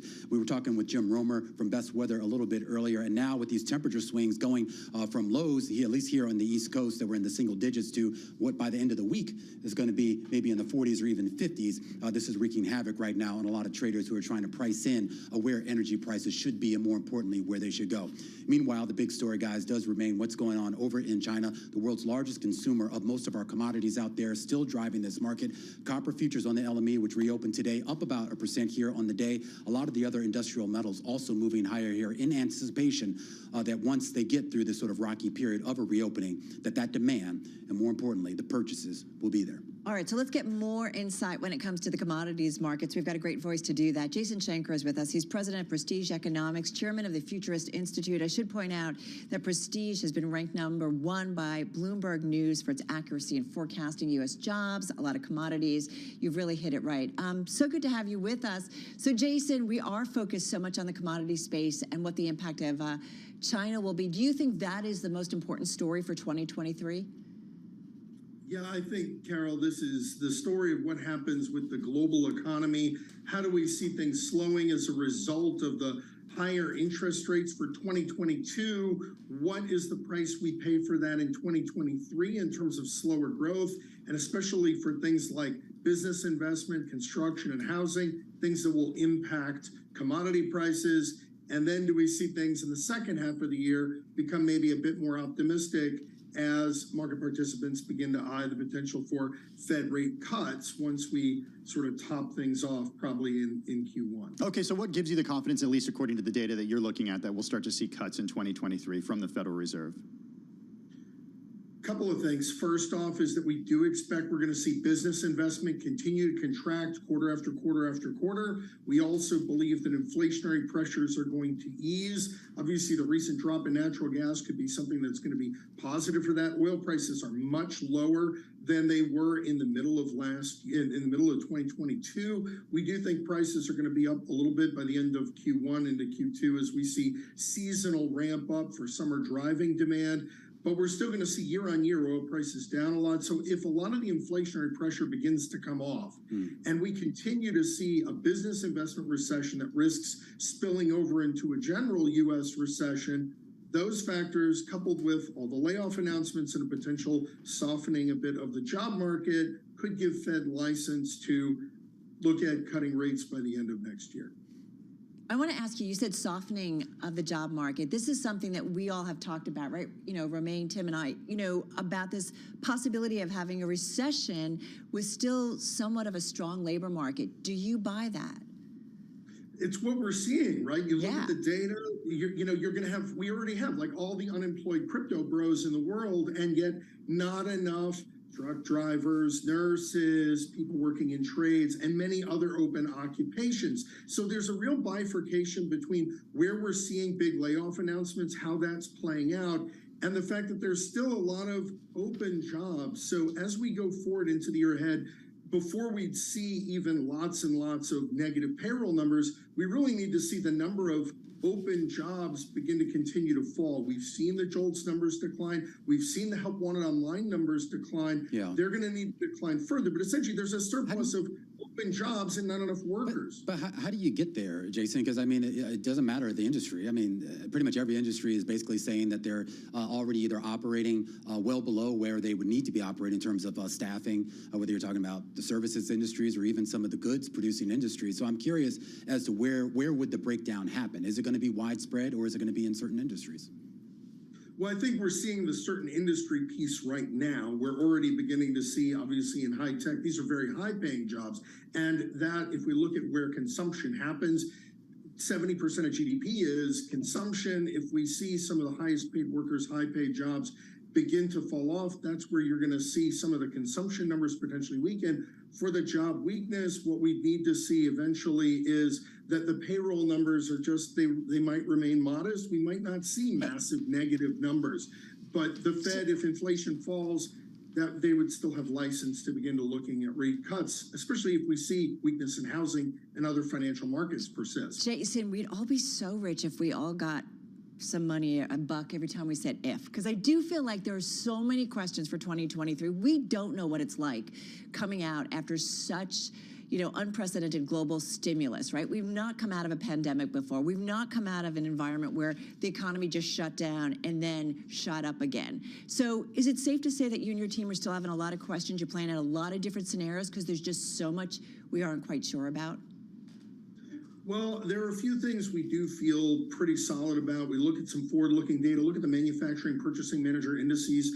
Those are negative right now for China, for the US, for Europe. Those lead industrial metals prices. Those lead economic growth, even though manufacturing is a really small part of the US economy. So Q1, Q2, we're a little bit nervous about downside for industrial metals prices, because we've got the situation ongoing right now in China, the tensions, that Cold War II element, which we see play out in Ukraine and Russia, that's likely to persist. We also see the tensions, the Cold War II tensions between the US and China likely to continue to ramp up. We've seen some of that impact recently with TikTok. If those tensions persist and the capital outflows out of China continue, the industrial metals really see some potential downside, especially in the first half of the year. Oil prices, a different situation. Inventories are tight globally. We could see oil prices move up a little bit, again, based on seasonal dynamics ahead of that driving season. Those are things we feel pretty confident about. And knowing that the Fed is very likely near the end of the rate hikes, that's something we feel pretty confident about as well. We also feel very confident that business investment is likely to continue contracting. All right. Jason Shanker, a big thank you to you, President of Prestige Economics and the Chairman of the Futurist Institute. Thanks so much for joining us this afternoon on Bloomberg Markets, The Close. Let's get more insight now on the COVID surge in China and what we saw in Italy today, and if that worries the U.S. Joining us now is Bloomberg's Jordan Fabian in Washington, D.C. Jordan, we saw planes from China going to Milan today, and in fact, we learned that over 50%, or around 50%, I should say, of the passengers on those flights were in fact infected with COVID. In addition to that, we see Japan and Germany saying that they're monitoring the situation closely, trying to get a good understanding of what it means for the reopening of a country of 1.4 billion people. What's the U.S. response to all this? The U.S. is looking at this just as carefully as Japan and Germany. They're very concerned about the level of COVID infections in China. It's happening at the same time that they're tearing down these COVID zero policies, and you're having people from China travel all over the world. They're specifically concerned about the possibility that a new variant could be spreading in China, and these travelers could be therefore spreading it to countries all over the world. And they've said that the data coming out of China on these infections is not transparent enough. So as a result of that, U.S. officials have been considering imposing new requirements on travelers from China, possibly testing requirements or surveillance, to try and get a handle on this outbreak. Do we have any sense of how far along they are in making that decision, Jordan? And are they prepared for the potential that China, well, may not react kindly to that? I think you're probably going to hear some kind of announcement from the U.S. soon. It's not clear what that's going to be at this point, whether it's going to be a testing requirement for people coming in from China or just surveillance measures. I think the U.S., the Biden administration, is sensitive to the fact that this could disrupt relations. There's already been tensions on issues ranging from trade to Taiwan, and they're very sensitive in saying that, look, this is about the COVID levels of infection, not necessarily the COVID zero policies coming down. Are there any countries right now that we block specifically because of COVID? No, there's no countries that we're blocking right now. So, and officials have been careful to say we're not considering like a travel ban on China, but just additional screening requirements possibly. I can't help but feel, Jordan, that, we're going to see another wave here in the United States. It just kind of feels that way. As a result, I do wonder what's going on inside the White House, inside the administration right now to maybe just get ready in case we see some kind of surge. Is there any kind of conversations going on right now? Yeah, well, Carol, I mean, we're seeing infections happening now around the holiday season. I know just, anecdotally, a lot of folks who I know have gotten COVID around this time of year. And the Biden administration's aware of that, but they're kind of fighting this with one hand tied behind their back. They didn't get the COVID funding that they wanted in this year-end spending bill. And so they're saying that that's going to prevent them from looking into things like next generation vaccines and that sort of thing. And so, yeah, like I feel like we've been here before, like not learning any lessons here. Well, I do want to... Exactly. Jordan, I do want to get a headline to everyone just crossing the Bloomberg now. Italy is set to ask EU partners COVID tests for China arrivals. So we're certainly seeing developments when it comes to those incoming Chinese passengers. Jordan, last question here to Carol's point. It does feel like this is, March of 2020 all over again. And at the end of the day, we've learned that this type of thing doesn't actually help curb infections or the spread of COVID. It's here to stay. That's right. I mean, it's only a matter of time if it hasn't happened already. This is becoming an endemic virus. And look, we have tools like vaccines and treatments that we didn't have in March 2020. So it's far less deadlier, but it's still very disruptive to have this level of COVID infections happening. And that's why the U.S. is so concerned about what's happening in China. Yeah, and of course, some of the measures, as Tim just said, now being taken by Italy and the request, I guess, for other EU members to get on board. It makes you wonder, of course, how long it will take for the world's largest economy to maybe get on board with that as well. Jordan Fabian covering the White House for us and the developments as China reopens its economy and the rest of the world braces for the potential impact. We do want to get you some other headlines going on around the world. Let's bring in Madison Mills with the first word. This year will be the warmest year on record for the UK. According to the Met Office, the annual average temperature exceeded the previous high set back in 2014. Provisional data from the National Forecaster show that back then, the average was 9.88 Celsius. The final figure will be confirmed when this year is over. Overall, all 4 seasons in 2022 have made the top 10 warmest list since 1884, rather. And the Vatican says that retired Pope Benedict's health is getting worse because of his age, and that Pope Francis has gone to visit him. Benedict is 95 and served as head of the Roman Catholic Church for almost 8 years. In 2013, he became the first pope in 600 years to step down. Another sign of the weakness in the U.S. real estate market. Pending home sales fell for a 6-month in November to the second lowest on record. That 4% decline was worse than all estimates in a Bloomberg survey. Higher borrowing costs and an uncertain economic outlook are keeping many potential buyers on the sidelines. Global news 24 hours a day on air and on Bloomberg Quick Take, powered by more than 2,700 journalists and analysts in more than 120 countries. I'm Madison Mills. This is Bloomberg. All right, our thanks to Madison there. This year, at least here in the U.S., was definitely a big year for labor. We heard so much about labor unions really trying to flex their muscles, and even folks who aren't in unions, workers just had a lot more leverage. And of course, there are some consequences to that. We've seen an incredible number of strikes over in Europe, and particularly in the UK, which I guess technically isn't in Europe anymore. And interesting, Rishi Sunak came out talking about this today, or a spokesman, I should say, came out talking about this today, and the idea of that massive disruptions already being caused by these various strikes and preparing yourself for more disruptions. And a lot of folks who traveled for the holidays through the airports saw some of the effects of that. All right, so tough potentially on travelers. There's also, we're looking at folks over in the UK medical community also getting ready maybe for some strikes. So yeah, you think about the implications on that, the impact potentially on the economy and just on people's lives. But I also think, a lot of these folks who are on strike, it's over pay, job cuts, changes to their employment terms and conditions.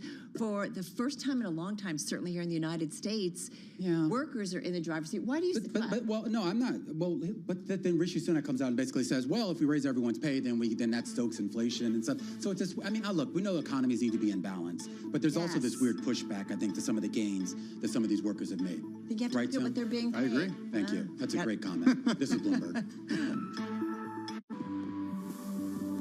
Imagine simply climbing a cable into space. The concept is known as the space elevator. Not only could it significantly change how we leave planet Earth, but it could also completely transform humanity's relationship with space. And there are scientists who think we could have already built it. We have the material, we have the technology, we have the lasers, we have the climbers, we have all of it. If a private entity wants to build it, or a government, they can build it. It'll change society. We have no clue how colonizing into space, how really spreading out into space will really change our society over the next 50 to 200 years. It'll be completely different.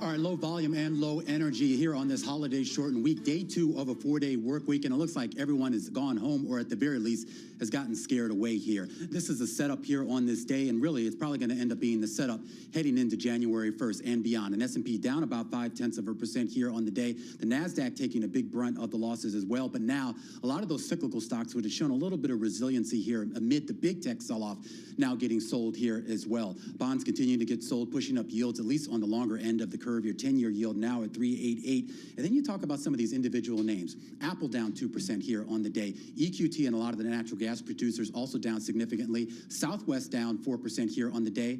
And then Tesla up 3%. Is there a reason? Does something change, Kurt? There's a buyer, I know you're a Tesla fan, you just right? got to get to a certain price point, and then you bring investors. Just 8 days of selling, and then you get to a buying day. Retail investors, big time into Tesla. We're going to talk about this perhaps a little bit later on as well. Meantime, we want to get back to the credit markets. It's something we talked about with our first guest earlier here on Bloomberg Markets. We are seeing stress points in the credit market. A lot of it has to do, as you're seeing, global tightening by global central banks. That landscape for lending is changing big time. So let's get some insight. Love the story. It's among our most read. Let's get some insight from Bloomberg's Olivia Raimondi. She joins us here in studio. So Olivia, let's just set the tone. What's going on in the credit markets?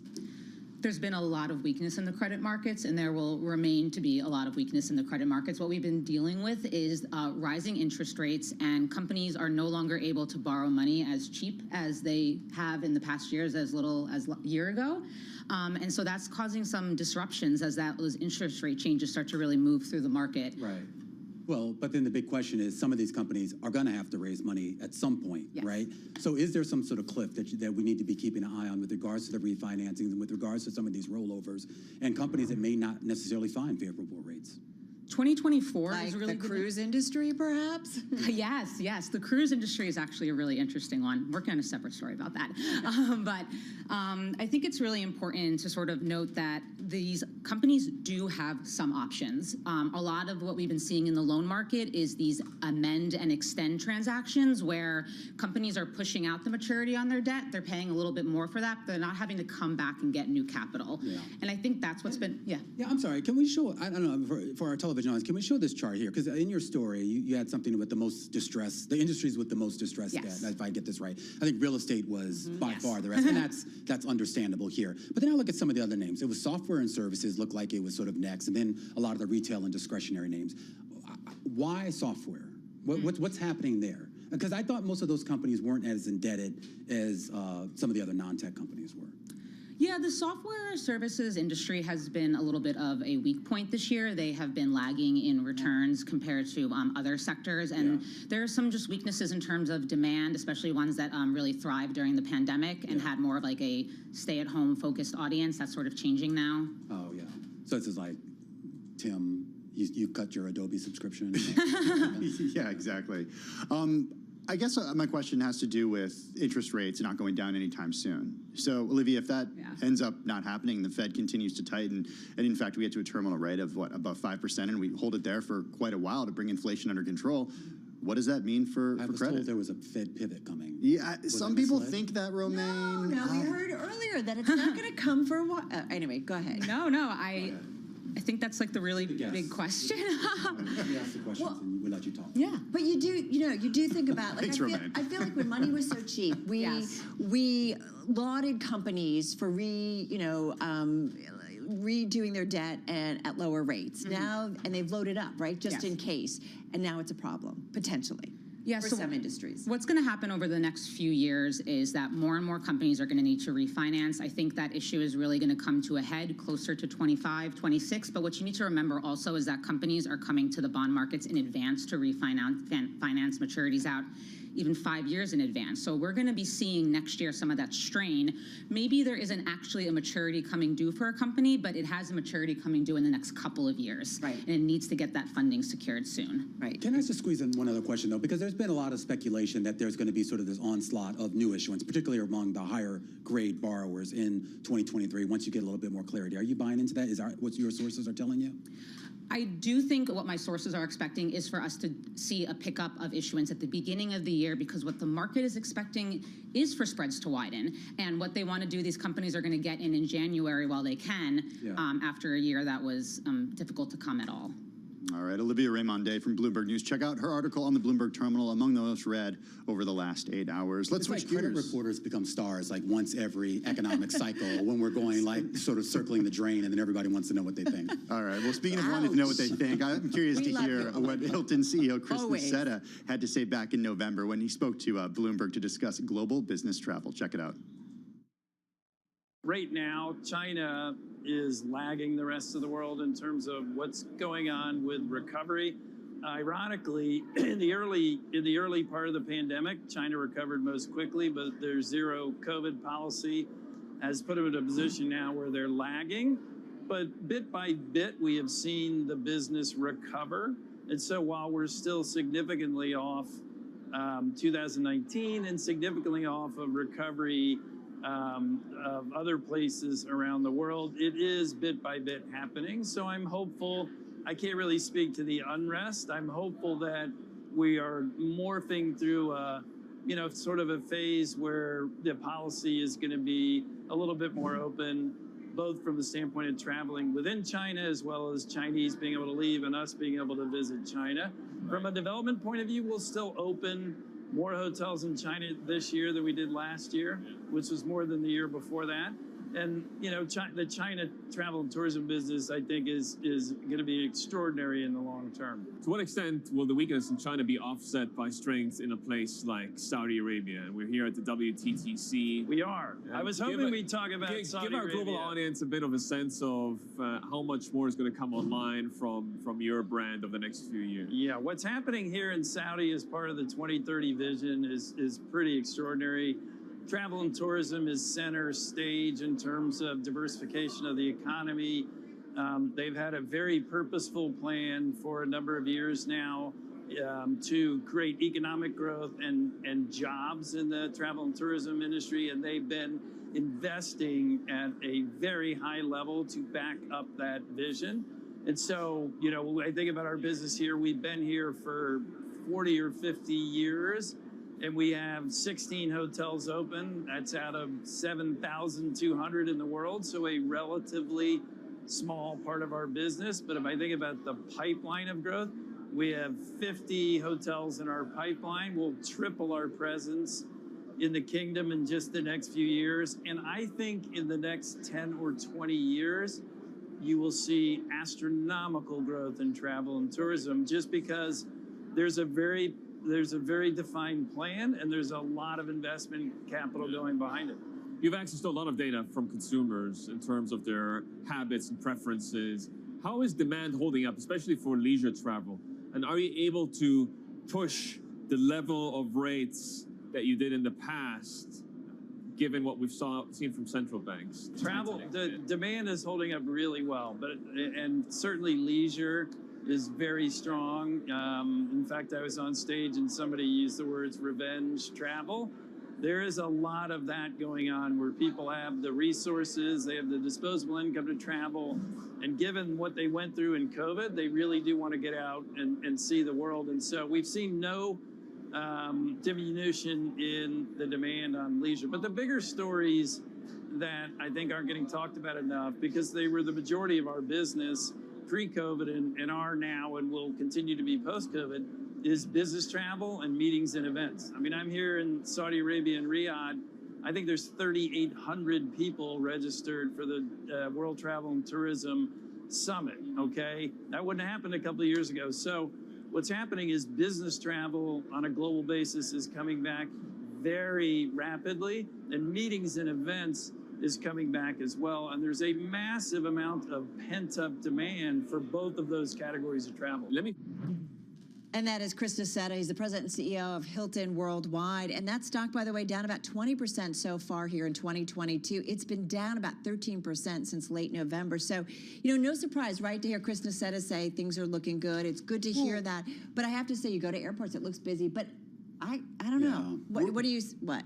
I think we're in a different place than we were a year ago. I mean, think about CES is coming up. Everyone's going to be at CES this year. We had Dana tell us. Yeah, I mean, if you cover tech, I'm not going. Are you worldwide. Going? I'm not going. I mean, everyone who covers that space. But last year, people were like, okay, well, I'm not going because of Omicron. Hey, we're in a different place right now. I mean, conferences that were canceled last year are coming back. It is. I mean, I think business travel is coming back, but you also have to talk about the idea that a lot of folks have said that sort of that hybrid approach actually worked for them. How many investment folks have you talked to who said their clients actually prefer to meet with them on Zoom?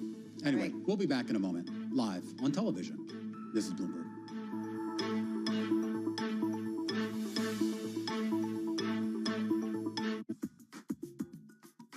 My grandfather got into the mutual fund business because the average investor could not get a diversified stock portfolio, and it was too dangerous to put, your entire savings in just a couple of companies. So the mutual fund was created to give a diversified expert management at a reasonable price. Today, we have a phenomenon where companies are waiting much longer to go public. And so in 2000, the average company went public after 3 years. Now, companies are waiting 9 to 10 years because there's so much money available in the private markets. As a matter of fact, there are half the number of public companies that there were in 2000, and there's 5 times the number of private equity-backed companies. So just from an investable universe, you look at the private markets, and it's significantly bigger. So the question is, that return that used to be captured in the public markets is now captured in the private markets. But the problem, as you know, is you're really tied up for a long time when you invest in a private equity fund. And so trying to figure out a way to solve the same problem my grandfather was trying to solve, which is how do you bring those returns responsibly, the democratization of the private markets to the retail investors. And I describe it as a bit of like running with scissors. Scissors is a great tool if you use it appropriately. And so we're focused on trying to figure out responsibly bringing it in to the average investor. This is a market that over the past few weeks has made it clear it wants to go higher. It got a little spooked by the idea that geopolitical tensions are rising.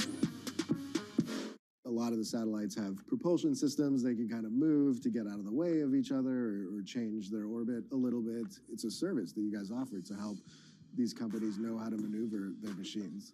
Yeah, we offer a collision avoidance service. It's a subscription service. We'll send you an alert up to 7 days in advance if your satellite's going to come dangerously close to a piece of debris or another satellite. Companies have been doing that for decades, moving satellites around, but it's sort of like a harder problem now. The risk of a collision is a lot higher now, just because we've installed so much more hardware into space. You have a big collision, it creates a cloud of debris, and now all the other satellites are flying through this whizzing mess of debris. As we add all of the new satellites into space, the risks of the collision, the likelihood of the collision is going up.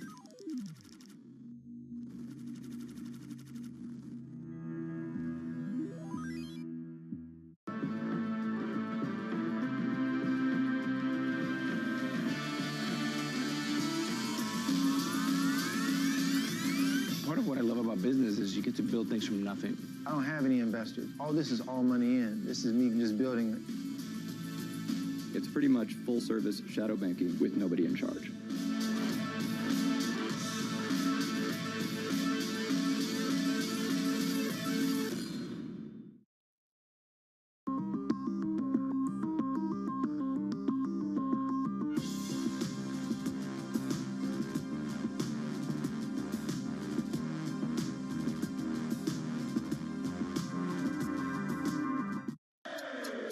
This is Bloomberg Daybreak with Lee. On Bloomberg Radio. Welcome to Daybreak Australia. This is Countdown to the Close. Welcome to Bloomberg Crypto.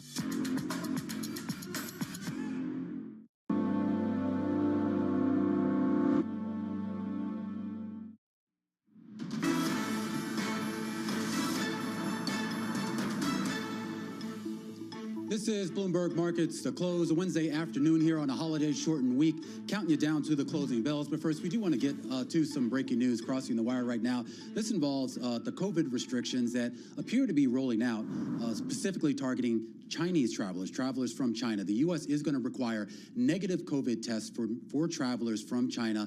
There is a briefing going on right now with U.S. health officials.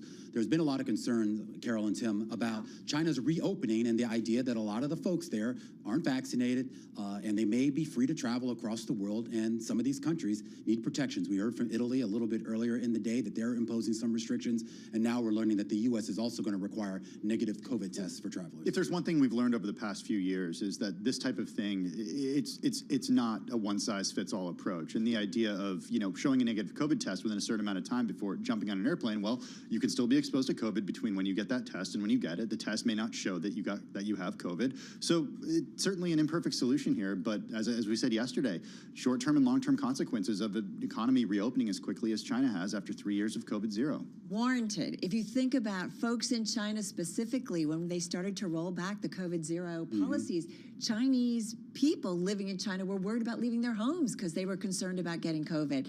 So I think it's warranted, and I think you'll just increasingly see major countries continue to kind of weigh in with these policies. All right, well, let's get a quick check here on the broader markets. Here in the U.S., we remain lower on the day for a second straight day here. The S&P down about 0.8%, now testing the lows of the day. All the main technical levels are pretty much now being breached to the downside. We should point out, too, that this has been a global sell-off as well.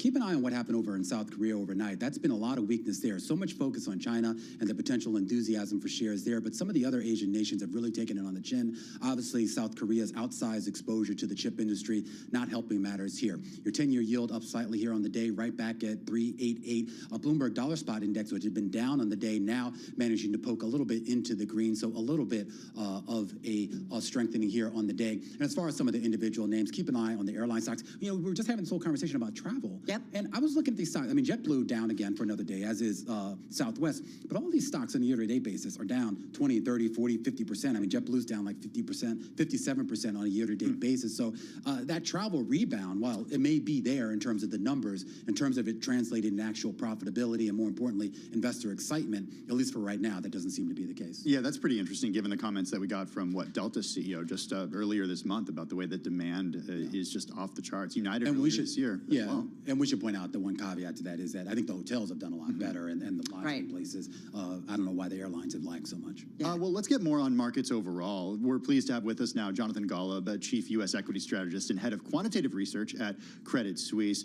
Jonathan, good to have you with us this afternoon.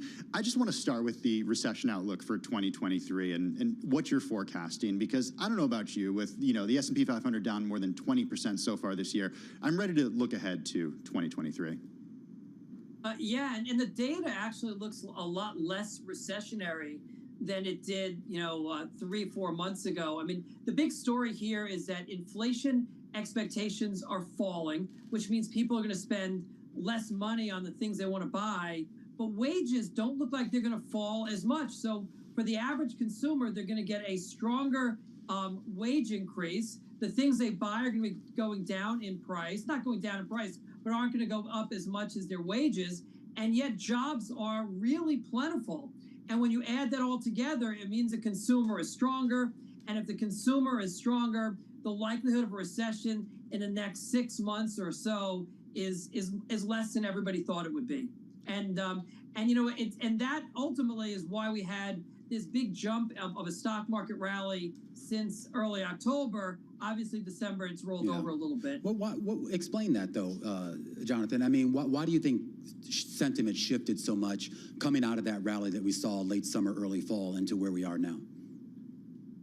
Well, it's more than anything else. It's, as like I said, it's this twin issue of the job market being so strong that people are feeling really confident in their ability to make a capital purchase, whether that's remodeling their kitchen or buying a new home or whatever it is. And then the second thing is CPI is expected to fall to 2% roughly this time next year, and that means the market is of the belief that no matter what the Fed says, the likelihood is that the Fed is going to ultimately get closer to their inflation target when we leave 23, and that's a positive. And that's what the market is ultimately fixated on. And I think that's why stocks are going to do pretty well over the next, over the next several months. Jonathan, so do you have a forecast out for the S&P 500?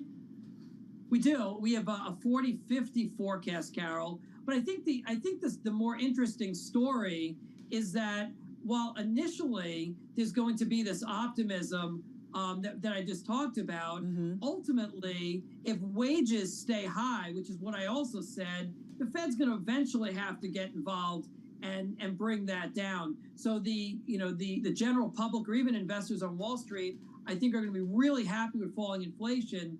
But the Fed has a longer term issue with sticky wages, which ultimately is going to prove to be a problem, but probably later in 2023 rather than earlier. Okay, so given what you've told us and the research that you've done at Credit Suisse of late, give us an understanding of how this kind of translates into what happens to tech stocks in 2023, because 2022 has been a brutal year.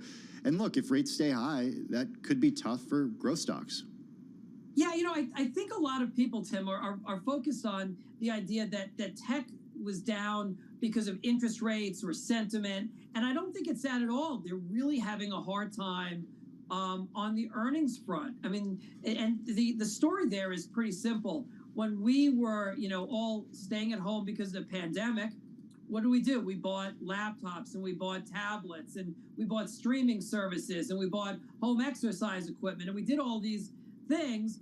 But when we pulled forward all that activity, what you're left with once the economy opens up, that we start going on vacation and doing other things, and those purchases have a shortfall, and you've seen a real softening in demand for technology, and that has ultimately, and you're seeing that in the chip market, you're seeing that elsewhere, and I think what's going to happen is it probably has another several quarters to go before it runs its course, and that means that earnings are going to be rough again for the next several quarters for tech.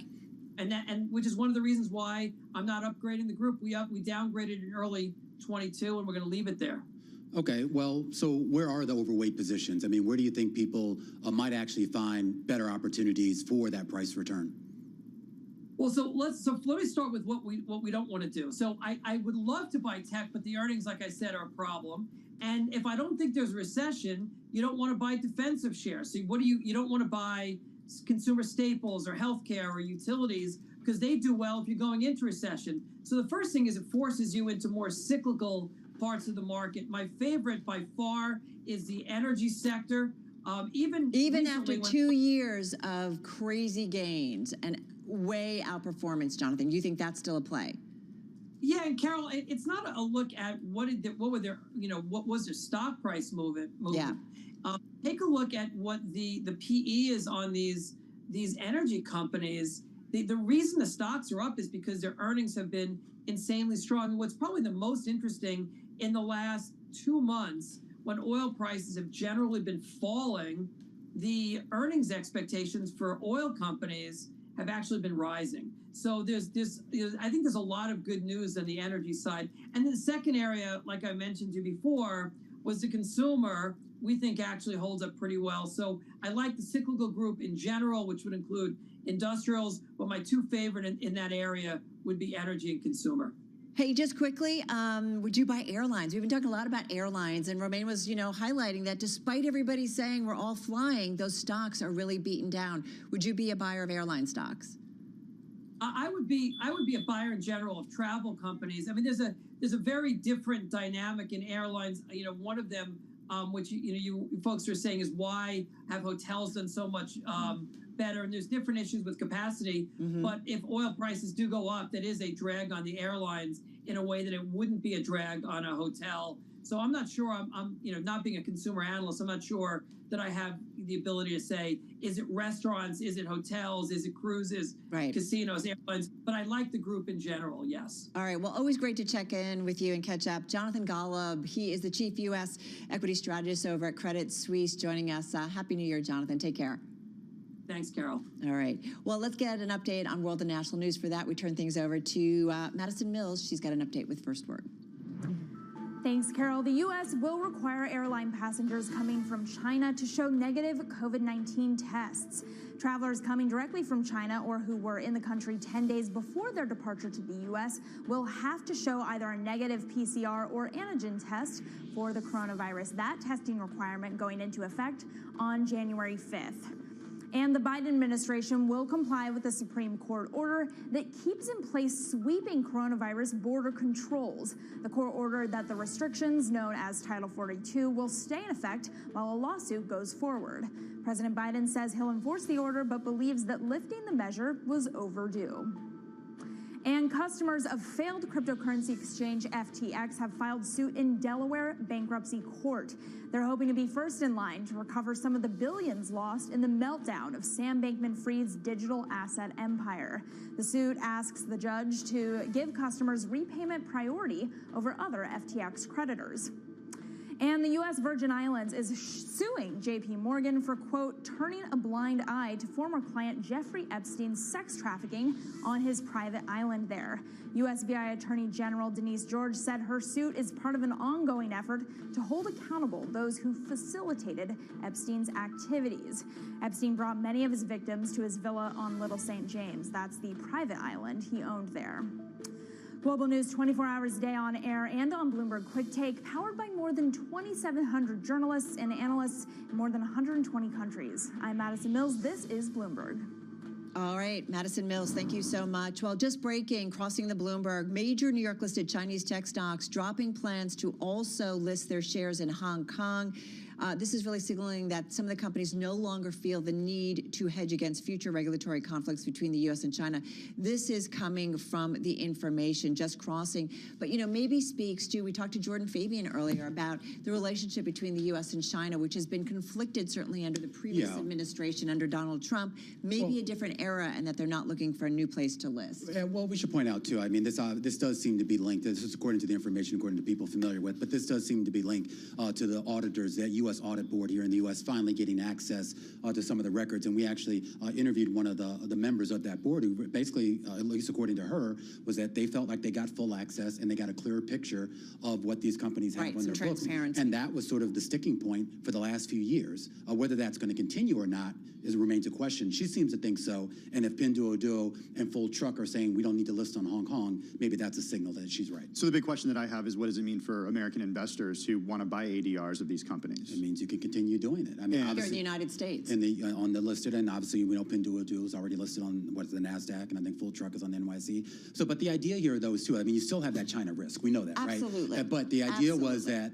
if you remove these companies from the largest financial market in the world, then it does limit access to those companies, and it limits access to capital for those companies. Yeah, absolutely. It's also, very difficult on the Chinese companies in terms of they want to be here in the U.S. market in particular. The New York Stock Exchange, ICE, the parent company of the New York Stock Exchange, and the NASDAQ, they want those companies to list here as well. I mean, a few years ago, it was every other week that one of these companies was going public on one of those exchanges. It's their sole listing, right? Yeah. This is being in New York. They're not on any other exchanges. So, and what's interesting, we often, well, this is a big deal because because we know there was the push from U.S. regulators, basically said, get out of here, go back overseas. Yeah. But then over in China, they were also getting a lot of pushback saying, we don't even necessarily want you in Hong Kong. Remember what happened to Didi Xuxing, right? Yes. And I'm just going to point out that these are often the biggest gainers. Yeah. There are three things I remember. The birth of children, anniversaries, and Didi. When Didi broke down. We'll be back. Yeah.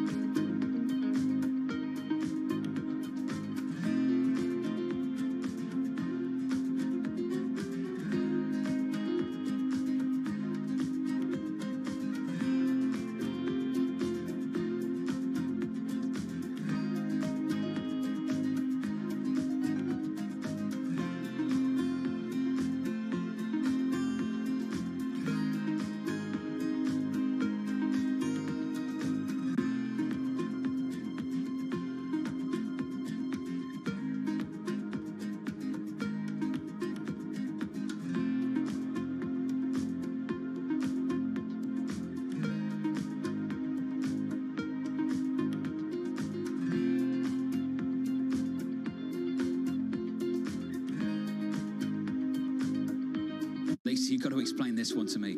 What does it mean when the White House says we're watching markets carefully? It means they have a Bloomberg. I've seen the Bloomberg. They have. I've been in and seen it. Lots of Bloombergs. Lots of Bloomberg. Lots of Bloomberg. Lots of Bloomberg. Lots of Bloomberg. Lots of Bloomberg. I've seen the Bloomberg. I've seen the Bloomberg. I've seen the Bloomberg. I've seen the Bloomberg. What does it mean? What does it mean? What does it mean? What does it mean? What does it mean? It means they have a Bloomberg.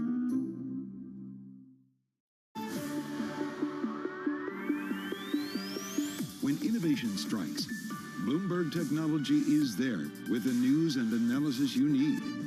Every weekday, only on Bloomberg.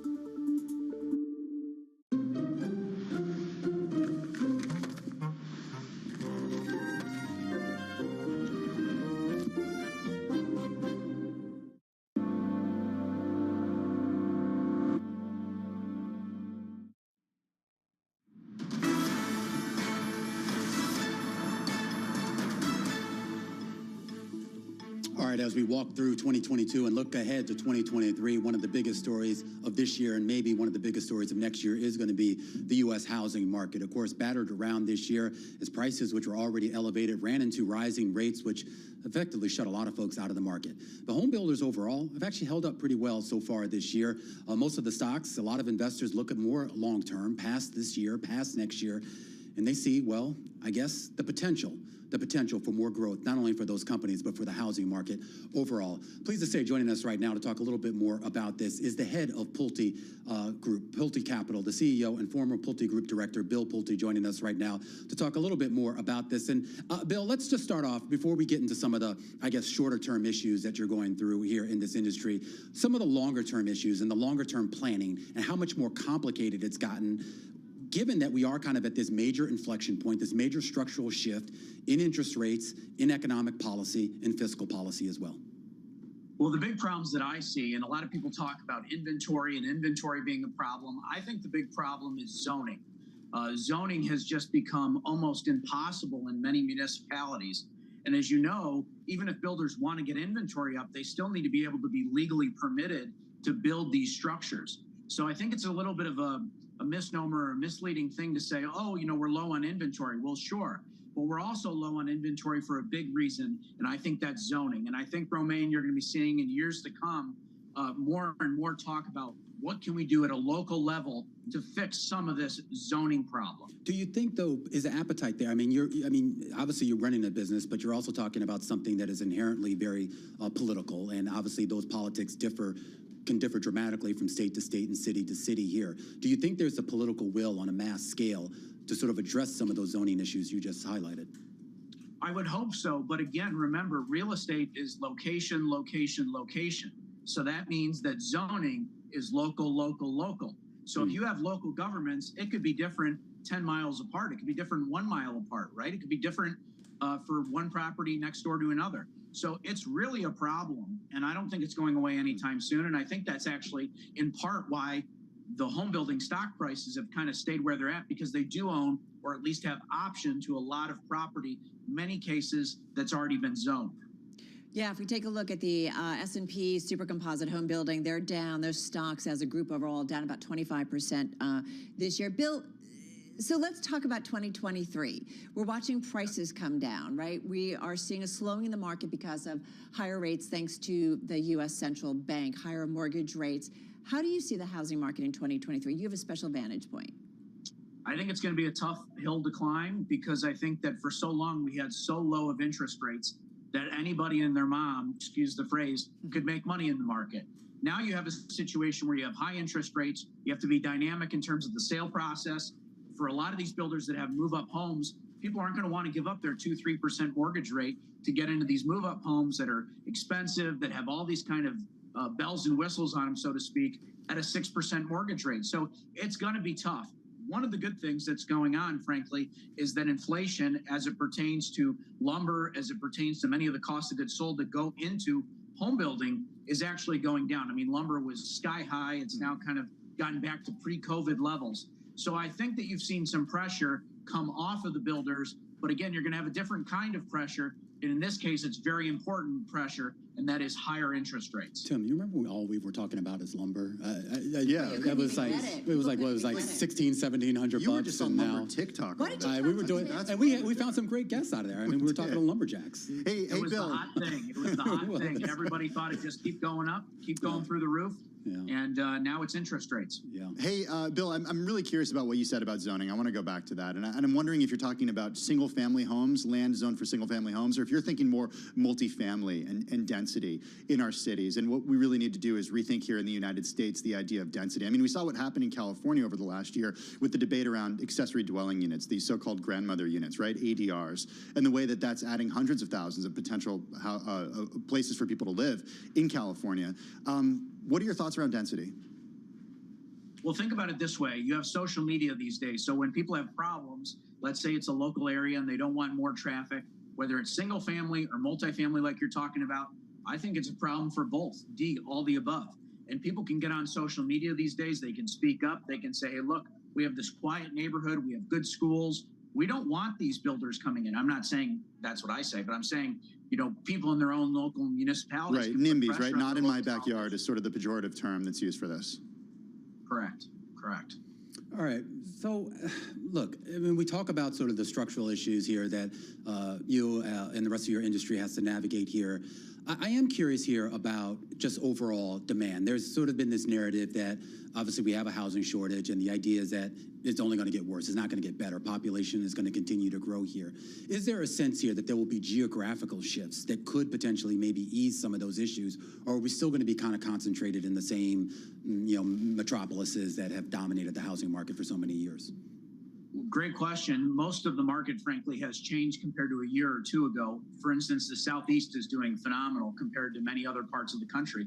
But frankly, if you're a home builder right now, you have to be very dynamic. In fact, that's kind of why I've been tough on our legacy family business, Pulte Homes, recently. They had a rogue executive doing some nonsense. and I hope it's a rogue executive. Yeah. You have to be a top performer right now. And, if you're one of these big public builders, now is the time to make money and to take market share. Yeah. And a lot of these smaller builders, frankly, aren't able to move inventory like they were able to move a year or two ago. So you really have to be on the top of your game. So I just want to go back, Bill. I mean, since you brought it up, I mean, we've been sort of captivated by some of the drama between you and, I guess, Brandon Jones, the CEO over there. Can you just give us a sense? No longer. They removed him, as you know. Yes. Sorry. Thank you for that correction. But give us a sense here of what exactly was going on. What was the disconnect between the management there and you over there at Pulte Capital? Well, I hope it wasn't the management. I hope it was just this Brandon Jones, who was the COO, number 2 in this entire company, Pulte Group, which, as you know, our family founded, and I was on the board there for many years. I don't know what it was about. We need an independent investigation. They hired this King & Spalding law firm. We need an independent investigation to see what went on here. But to answer your question, there were, at least as far as we know, 6 or 7 different bots, as we call them, fictitious accounts that were attacking me and my family and stuff, being operated by the number 2 in this Fortune 500 company. We can't have this kind of nonsense in a publicly traded company. We can't have this kind of nonsense in a Fortune 500 company. We had to turn around the company in 2016. We don't want to have that happen again. And hopefully, we're getting to the bottom of it.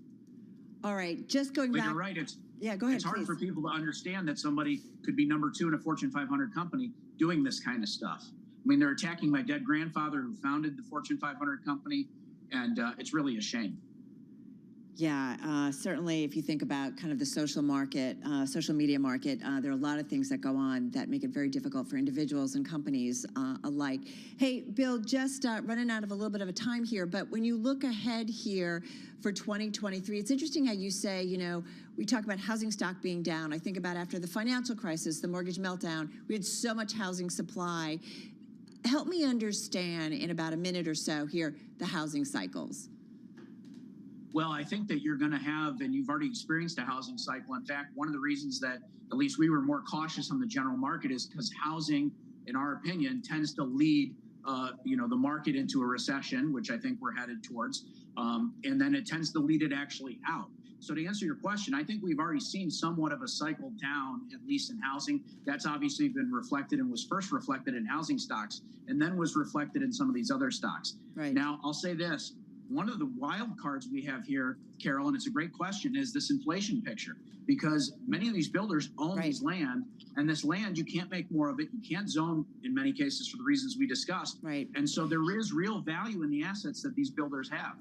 All right, going to leave it on that note. Listen, have a good new year. Bill, we really appreciate it. Bill Pulte, of course, CEO of Pulte Capital, former Pulte Group Director. Just want to mention some headlines crossing the Bloomberg terminal. Southwest Airlines CEO Bob Jordan telling his employees he is accountable for the airline's dramatic flight cancellations that have stranded thousands of passengers and employees across the U.S. We've been talking about this over the last couple of days here at Bloomberg. This was sent specifically to employees yesterday, so apologizing for the disruptions, and said hordes of teams are working to fix this situation and have been for days. Of course, he did put out a message publicly, a recording that the company released. That was yesterday.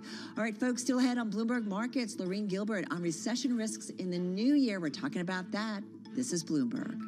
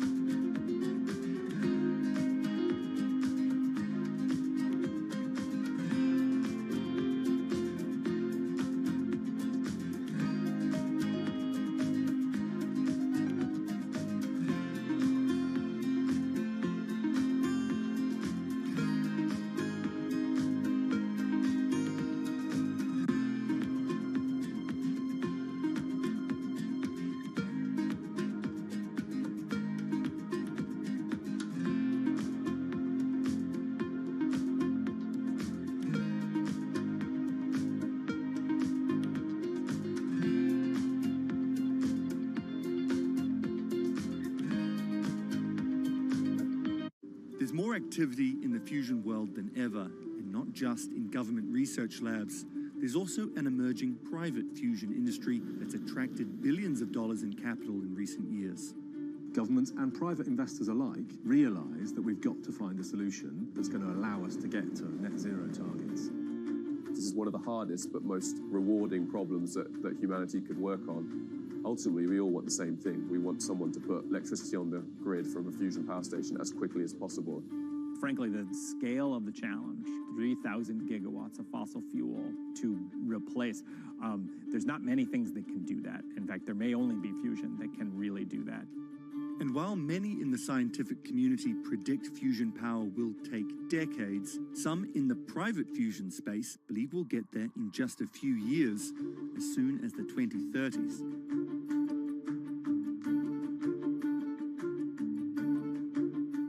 The top names in business are on Bloomberg. I think you have to assume that we have some bumpy times ahead, and you have to be a little bit more cautious with your financial resources, with your sizing and the footprint of the organization. So what can you do near term? Test to make sure you see at the margin you can move things around, manage your expenses very carefully and invest in efficiency and effectiveness, but also continue to spend money where you have competitive advantage. Nobody covers business like Bloomberg, your global business authority.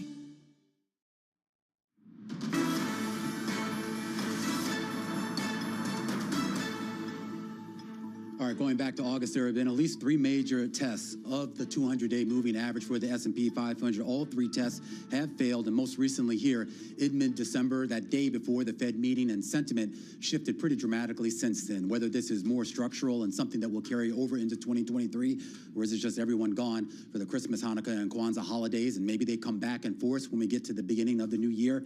That still remains to be seen. But right now, when you look at current valuations and you look at some of the expectations for earnings going forward, there really isn't a lot of optimism out there. At least here on this day here, the oil sector is down, airline sector is down, chip stocks down, transport's down, home builders down. And if you're looking for any individual names, any bright spots, you're going to find it in, well, a name I would not like to see right now, and that's Start with Novavax. a T? Novavax. I'm talking about COVID vaccine makers. Are we back to this again? Yeah, I thought it was we're over. back. I want those stocks to crash. Airline Can I say that out loud? restrictions and testing restrictions. Yeah, it's hard to fathom here. I think, Romaine, you said it well at You're going to say the Tesla. top of our program. Tesla's a gainer in today's session. Well, good for him. Does that get him back to $1 trillion? I'm just saying it's an unusual market. Got a long way to go to get back there. Someone's cranky. Absolutely. Well, I think Santa Claus is cranky, as you said, Romaine. No sign of Santa Claus when looking at a rally. He's not even here. Hey, wait a second. That's not cool. Kids, move away All from the right, sound. that's a good time to bring in Bloomberg's Abigail Doolittle. She's tracking the market moves. Abby, what do you have your eye on? The S&P 500 down, what right now? More than a full percentage point. The NASDAQ down 1.3. I'm sorry, are you going to talk about the Santa Claus rally? I am. Because it hasn't lack started. thereof. It was supposed to start 3 days ago, right? It may throw snowballs. It actually started around 9:30 this morning, but disappeared by 10 a.m. So there was I saw that spike. Link and you miss it. There was a huge, well, in all seriousness, there was a huge spike at the open here. Was there any sort of I explanation don't know. for It might that? have just been like a low That was the volume bots. type of like offsides or Okay, so it's just like the technical algos. trading. I don't think the that there. bots. Yeah, I don't. Are the algos that run the market, are those the same bots that run Twitter that Elon Musk is That's a good question. That's what One he's for tackling somebody who next. has different expertise than myself. I don't know. But you know what's really interesting to me is the S&P 500 now down near session lows, and it really fell on that headline. You guys were just talking about COVID and the vaccine around the headline that the U.S. is going to restrict or require credentials from travelers from China in terms of COVID and negative tests. That's the first time in a long time that I remember the markets trading on a true COVID headline. Now, it's just a little bit, when these kinds of headlines cross and you see a market reaction, I always ask myself, will it affect the corporate profit outlook? This could, if it turns into something. I think it's more headline risk. Relative to that S&P 500 Santa Claus rally, though, it is affecting it because, as I was just mentioning earlier today, when the S&P 500 was up a little bit over the last 3 days, because, of course, the Santa Claus rally, it's the last 5 days of the year, the first 2 of the next year, a combo of low volume plus fresh buying in the new year, had been up 0.5%, now down a little bit more than that. So we still have more to go. We really don't know. It's too early. Well, we got 4 more days to go, Yes. and it's unlikely. I mean, these are typically the lowest volume days of the year heading into that New Year holiday. So I guess the saving grace could be when we come back in January? It could be, or you never know. There could be some sort of a headline to the upside. Low volume goes both ways. Traders, sellers are taking advantage of it today. Buyers could take advantage of it tomorrow. You know what's really really interesting, though, you hear the Santa Claus rally, the January effect, these different names, they kind of sound like gimmicks. The Santa Claus rally actually has some weight to it relative to... Isn't it like 79% of the time or something? Yeah, so when it happens, the next year tends to go higher. When it doesn't happen, the next year tends to go lower. Now, there is a very big exception that we can all feel, which is last year there was a Santa Claus rally. I know, we were sitting here and it was like record after record. Yeah, up 1.4%. Here we are looking at the worst year. So when the history books are written years from now, we're basically just going to throw 2020 and 2021 out, right? They're anomalies. We may. They could be anomalies. They could be off patches. But that's what makes watching markets so interesting. Because then when you think back to 2018, the fourth quarter, 2011, the debt crisis, the GFC, great global financial crisis, 2000 and 2003. In all seriousness, though, oh no, go ahead, Carol. Well, what I'm thinking is, okay, so if we put the Santa Claus rally aside, what about technically, which you watch technical levels? Is there anything interesting coming on or happening in these waning days of 2022? Okay, since I could get on the terminal today, I'm actually going to pull up a chart. So you know what's really interesting is I was just taking a look at the daily chart on the S&P 500, and there's nothing happening there. It's just kind of in between. To Romaine's point earlier, resistance held at the 200-day moving average, but there's something working that suggests that it's going to make another jab higher. What I like to do in these kind of cases is go out to, say, the monthly chart, a longer-term chart, and what's interesting is you do have the S&P 500 very neatly holding the 50-month moving average. Well, it's a 50-month moving average, but I'm going to hone in on a word you said, holding, because there's been sort of a range-bound nature to the markets overall. Yes. And I understand that you have a lot of folks really looking for that pivot, not necessarily the Fed pivot, but some sort of inflection point that gives them the all clear to come back in. But what on the technical side even signals that right now? If we're below all the major moving averages, if we're below, I mean, we keep testing those pivot points, the support and the resistance levels, and just kind of bouncing back and forth between them. Well, I mean, I would argue that these longer-term support levels are more important than the daily ones, because it's just showing you the longer-term buyers, the people who have real weight behind them. So again, this 50-month moving average, the S&P 500 is very impressively holding it, suggesting that those people, they haven't given up. Now, as an example, back in 2020, right through the 50-month moving average down to the 100-month moving average. If I pull it back to 2007, I'm guessing it went through all of them right down to the 200-month. It went completely through the 200-month moving. There's a reaction. I'm trying to be gentle and soft here, and there's this the big. This is great, though. This is why I love Abigail. I mean, she is like a font of knowledge, and like anyone who... It's real stuff. Yeah, Thank absolutely. you, Romaine. Thank you, Carol. I appreciate it, Tim. I really appreciate it. Very kind. Even though you talk to Santa Claus rally. Not tomorrow, not tomorrow. New topic tomorrow. To believe. All right. Maybe January effect tomorrow. You do have to believe. All right, Abigail Doolittle, we do love you. All right, thank you so much. Santa Claus rally to a Kwanzaa miracle. All right, let's dig a little bit deeper into the markets. We've got a good guest to do that. Lorene Gilbert is with us. She is the CEO at WealthWise Financial Services, joining us via Zoom. Lorene, so, you know, how do you assess this market? Is it a technical thing that you look at, the technical indicators? Is it fundamentally? How do you view kind of where we go from here? I think we're still seeing right now tax loss harvesting. People have been doing it all during the year, and now once again we have another opportunity to do some tax loss harvesting. So I think that's what's happening. I'm not giving up on the Santa Claus rally. It could still happen. That's why people say Tesla. People were messaging us on the Bloomberg as to why Tesla was down, and that was kind of end of year tax loss selling. I mean, is that some of what is going on? Yeah, it definitely could be, although that's also sentiment that has changed with regard to Tesla stock. But I would say looking at 2023, it's very unlikely that we have another negative in the S&P 500. Since 1928, so that's 94 years, that has only happened 4 times. So what I say to investors is typically after this kind of market that we've seen this year, we tend to see a much better S&P 500 market in the following year. Unless it's the Great Depression, the start of World War II, the 1970s oil crisis, or what, the dot-com bust of the late 90s, early 2000s. So you don't think we're in any sort of situation or scenario or on the precipice of any scenario that could be that bad, Lorene? No, I think when we look at what the NBER looks at as far as a recession is concerned, we see some softening most definitely, but the only area that's negative year over year is industrial production. So while we do see and we look at the leading economic indicators are negative, so we have to know that a recession is probable, but it's not here yet. And I would say to investors that remember that the market goes ahead of a recession. So most likely a recession in 2023, but the market will be ahead of that And we think that we still have optimism in 2023 as far as the markets are concerned. Talk a little bit more about that forward outlook, because I've talked to a few people who've basically said the recession, that's basically yesterday's story. Whether it happens or not is sort of immaterial because it was already priced in. And now everyone's sort of looking past 2023, or at least past the first half of the year, and maybe even deeper into 2024. Let's assume we get to that without a major recession, or at least anything that really sort of just drives us off the cliff. What does sort of the new normal look like on the back end of that? What is investable? Right. Well, we still like value, most definitely over growth, and sentiment would concur with that as well. So I'd say to investors to be leaning towards value stocks. They're paying dividends. That's good. And then also looking at international again.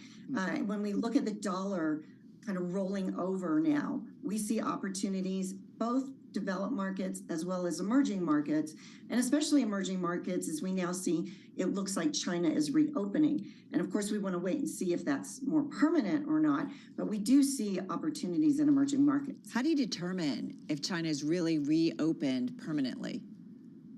I think we have to wait and see, most definitely. And then now with the news about the U.S. and letting people in with COVID tests. So all of that has put a negative slant, but the positive side of it is if China does in fact reopen, the consumer will have more of an ability to spend.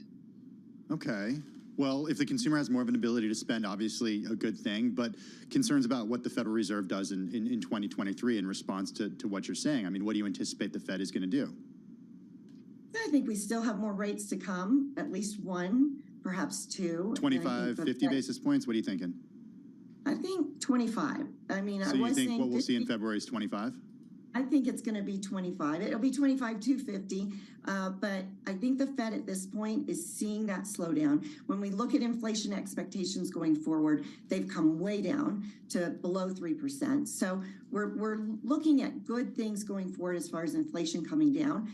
However, we haven't seen demand slow down enough yet. And so that the pain that they're talking about is to slow down demand at this point. And so there's still more work to do there. And I do think we're going to see unemployment continue to go up as we hear more and more companies laying off people. So that will slow down employment. Laureen, technology, are you touching it all? And if so, what specifically?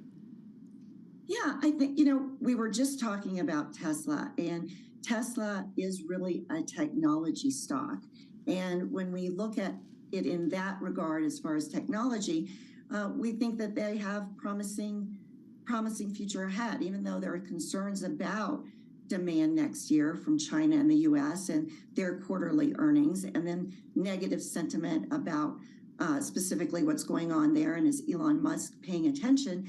I think we still can see opportunities in companies like that. So we're looking to companies that are innovative, companies that are using AI and implementing AI. I think those are some good opportunities on the technology side. So I'm going to ask you, you do deal with, wealthier clients, I think a minimum of $1 million in investable assets. So a new client comes in and says, I've got $1 million. Do you put it in the public markets, or are you putting it in the private markets? Where do you put it? And just got about 30, 40 seconds. Right. Well, definitely a diversified portfolio. Most people have fixed income and equities and balance that out. And it depends on their risk tolerance and how long they're going to be invested. But with that, certainly we do see opportunities, and the time is now. Even though we might see some more downside if we do go into a recession, going in now and looking out, if somebody has a 3-year time horizon or longer, I think that it's definitely investable. All right, Laureen, great to catch up with you. Laureen Gilbert there, founder of Wealthwise Financial Services. Always wonderful to get your advice, and have a wonderful new year. We'll talk to you in 2023. All right, a lot more coming up. I think we're going to get news from the First Word and Madison Mills. Madison. Thanks, Romaine. The U.S. will require airline passengers coming from China to show negative COVID-19 tests. Travelers coming directly from that country or who were in the country 10 days before their departure to the U.S. will have to show either a negative PCR or antigen test. That requirement goes into effect January 5th. And COVID jitters can also be found in Europe, as Italy's health authorities will begin testing all arrivals from China for COVID. That policy change comes after almost half the passengers on 2 flights to Milan were found to have the virus. Italy also wants regional countries to do the same. Germany, France, and the UK say they're watching developments. And the Vatican says that retired Pope Benedict's health is getting worse because of his age. The Pope Francis has gone to visit him. Benedict is 95 and served as head of the Roman Catholic Church for almost 8 years. In 2013, he became the first pope in 600 years to step down. Global news 24 hours a day on air and on Bloomberg Quick Take, powered by more than 2,700 journalists and analysts in more than 120 countries. I'm Madison Mills. This is Bloomberg. All right, our thanks to Maddie. There are a lot more coming up here on the show. We haven't talked crypto yet, despite the fact that Tim seems to think that this is like the biggest story of the day. Some interesting stories on the Bloomberg terminal here today. A wide roundup that we're going to go through, including the big drop that we're seeing today on Solana and some concerns now. New information, at least based on reporting that we have here, about some of the loans made between Alameda and Sam Bankman-Fried involving Solana. We'll take you on a walk through the world of crypto in just a second. From New York to our viewers worldwide, this is Bloomberg. Everyone you meet in Port Harcourt has stories about what they call black soot, caused by the manufacturing and consumption of these fuel products in the illegal refineries. Oil theft, known as bunkering, and the refining of its spoils is worsening the damage from decades of fossil fuel exploitation, creating the world's most severe ecological disasters. Our sacred forests, our homes have to give way to oil wells, and no one gets much benefit. Imagine a resident of Port Harcourt who inhales this soot every second in 24 hours, 7 days a week, 30 days in the month, and for years now, we are dying slowly but surely, and our lifespan is reducing every day.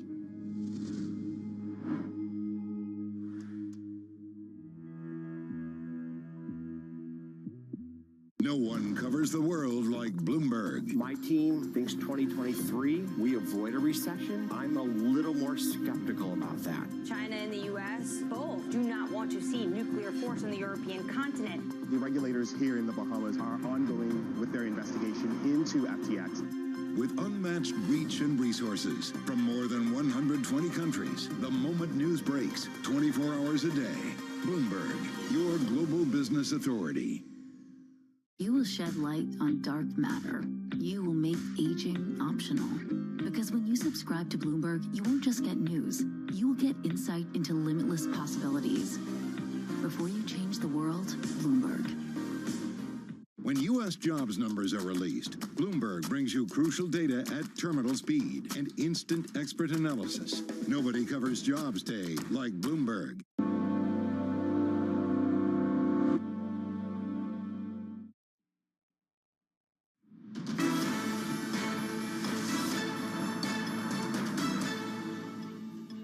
Welcome back to Bloomberg Markets, a focus on China, a focus on the easing of those COVID-0 restrictions, and, well, now a focus on what that means for travelers coming out of China to the rest of the world. We're learning in just the last few minutes here that U.S. Health officials have actually decided that it would be best to require testing for any inbound travelers coming from China. Here with a little bit more on that decision is Jordan Fabian, who covers the White House for us. And Jordan, give us a sense here of why this decision was made. U.S. officials have become increasingly alarmed at the level of COVID infections in China, and also what they say is the lack of transparency regarding their data coming out. So what they're actually really worried about is the possibility that new variants are being created in China because of the level of infections and the possibility that variant will be spread overseas, including to the U.S. So that's why they're imposing this testing requirement for travelers from China. Hey, Jordan, I got to say the discussion we've all been having is that this doesn't necessarily preclude COVID from once again coming back to the United States via Chinese travelers. So having said that, is there also another step that ultimately could come out of the U.S. that's even tougher on Chinese travelers into the United States? Right now, they're not considering anything like a travel ban, although officials are keeping a close eye on the situation. They're expanding like a surveillance program for travelers at 2 airports on the West Coast to try and keep an eye on those possible variants. But right now, they're not really considering anything higher than a testing requirement. Hey, Jordan, how much is this is about not trusting the data from the Chinese government about who's testing positive and when they're testing positive? I would say that's the primary concern of U.S. officials. I was talking to some of them yesterday, and what they said was that they weren't necessarily concerned that, by itself, that like China was lifting the COVID-0 policies. It was that they were doing it at a time when infections were spiraling out of control, and that there weren't reliable data being sent to the rest of the world about who was testing positive, when they were testing positive, and with what variant. All right, we're going to leave it on that note. Listen, Jordan, thank you so much. Pretty busy out of the nation's capital. Jordan Fabian covers the White House for us here at Bloomberg News. All right, that's on our radar. So, too, is the continuation of carnage when it comes to the crypto space. We're focusing today on Solana, although I should say that there's a flurry of headlines. Solana, of course, the cryptocurrency backed by Sam Bankman-Fried, tumbling today amid concerns that large holders may be about to offload the token. So, let's break it all down with Bloomberg's Hannah Miller. She covers crypto for us. So, Hannah, good to have you here with the team. Let's start with Solana. What's the latest? What are you hearing? Yeah, so Solana has close ties to Sam Bankman-Fried. He was a huge champion of the cryptocurrency prior to his arrest. He also helped build platforms on Solana, like FTX's NFT marketplace. So they've had these close ties. I think investors are getting nervous whether, maybe this blockchain network can overcome this association with Sam Bankman-Fried. And the Solana network itself has also experienced multiple outages in the past year. So this has kind of created a perfect storm where, projects and investors are getting a little bit nervous about this blockchain. Yeah, I mean, that nervousness has been there for quite some time. I think even before the collapse of FTX and Alameda. I am curious here about the general crisis of confidence we have right now, the true believers who are still left here in this space right now, Hannah, and what they think, I guess, this world will look like when we finally get done with this shakeout. Yeah, so there are definitely people who are still having huge amounts of faith in blockchain. They believe that the collapse of FTX shows the importance of decentralized finance, where you wouldn't have a centralized entity like FTX managing transactions. So some advocates believe that this just shows the importance of DeFi, that there actually is an important use case for blockchain. Well, go ahead, Roman. Well, just to push back, though, there was also an important case for that centralization with regards to trying to scale up this industry. Wasn't that sort of the argument as well? Yeah, so there are definitely a lot of people, calling for more oversight for this industry, especially from regulators. So I think regulators are still figuring out how they can manage DeFi, and that does put people on edge a bit in terms of what DeFi can do in the future. All right, Hannah, I want to talk a little bit more about Sam Bankman-Fried because right now there's some questions about where he exactly got the money for investing in Robinhood earlier this year. New report that we came out yesterday based on court documents says that he actually got the money loaned to him from Alameda, and that money's kind of up in the air right now because there are lots of different parties that want claim to it and claim to those shares. Give us the latest on what's going on with SBF and those Robinhood shares that he bought into. Yeah, so Bankman-Fried's alleged that he and his FTX co-founder, Gary Wang, borrowed more than $500 million from Alameda to purchase an 8% stake in Robinhood. And those shares are up in the air right now in terms of who actually owns them. We have the crypto lender BlockFi, which filed for bankruptcy in the wake of FTX's collapse, laying claim to those BlockFi shares. They were pledged as collateral in loans that BlockFi gave to Alameda. So there is a lot of uncertainty here, and it just shows how this case is still unfolding and how there are still many questions that we need answered. Yeah, so many different questions that need to be answered. I do wonder, too, as you think about this story, Hannah, and how it's come out just the last year in terms of the crypto universe, how are not investors, but regulators kind of evolving their thinking about what needs to be done in this space? Have they moved forward and gotten more specific in terms of what needs to be done? Yeah, we already have regulators and lawmakers, calling for more oversight in this of the space following FTX. But that sounds so easy. You know what I mean? Like, yeah, we all know that it needs oversight, but what specifically needs to be done when we still have a debate about what kind of cryptocurrencies really are? Yeah, I think the big question here is putting better protections in place for consumers, and the collapse of FTX just shows how people are at risk in this industry, that investors might not have the wherewithal or the knowledge, or even are just outright being taken advantage of in this space. So I think that's the first area of focus. And to Carol's point, though, too, I mean, it's almost moot, right? I mean, even when you talk to some of the regulators, they kind of point out that at the end of the day, fraud is fraud, and other sort of malfeasance is malfeasance. It still falls under their umbrella, even if you don't have a clear-cut definition of what crypto is, whether it's, a security or commodity or whatever else. I mean, these guys had to know what they were doing was not okay. Right. It doesn't matter what it was treated as. What they were doing, what they were alleged to have been doing was fraudulent. Yeah. And I mean, Tim, I know you used to host a crypto show. That went off the air after the... 8 episodes, season 1. It's seasonal, Romaine, so we got season 2. It's seasonal. Well, give us a preview of what's coming up in the next season. Because in all seriousness, I mean, and to Hannah, what Hannah has been reporting on,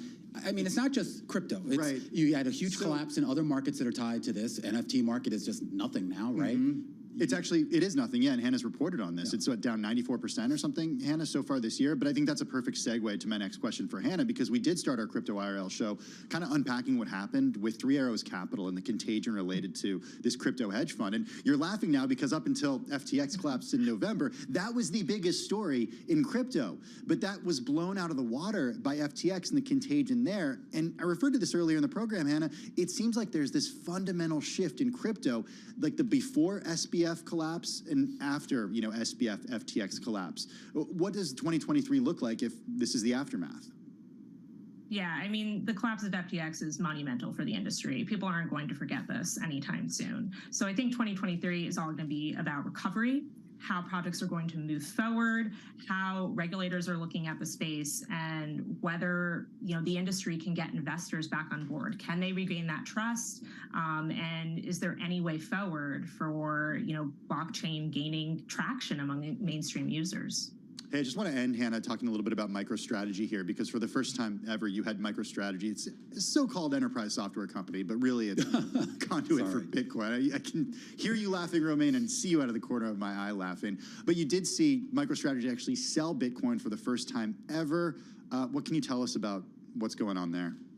Yeah, this is pretty insane, because MicroStrategy has been one of Bitcoin's biggest bulls, and has very much promoted the cryptocurrency over the past few years. And Michael Saylor, who helped found the company, is also just a major Bitcoin bull. So the fact that they have sold part of their holdings isn't necessarily a good sign for Bitcoin and the broader digital asset industry. And they do say it's for tax loss harvesting purposes or for tax purposes, but and they bought more too, so we'll see. Bitcoin only down 0.6%. Oh, there you go. Above 16. Only today. Yeah, still above 16,000. All right, well, it's just a little ways to go before it gets to $1 million. Our thanks there to Hannah Miller helping us here focus in on the crypto space. We move back, of course, to the broader markets as we count you down to the closing bells. Just a couple of minutes away here. Stocks right now hitting fresh session lows, 37.85 right now on an S&P, down more than 1% here on the day.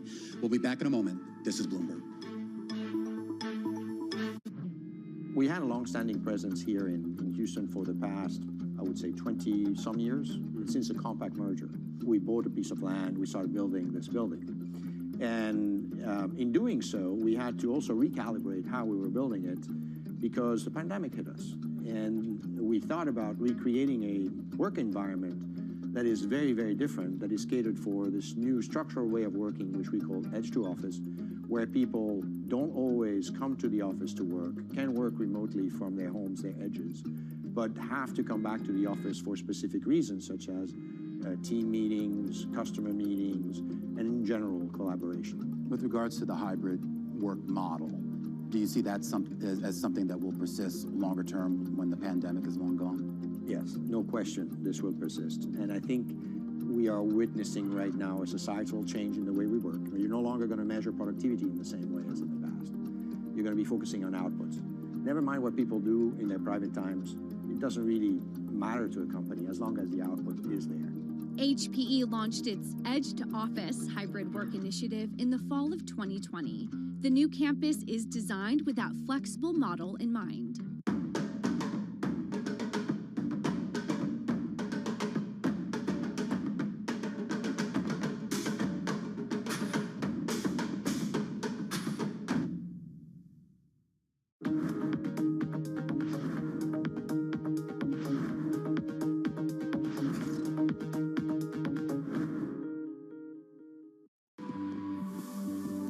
Imagine simply climbing a cable into space.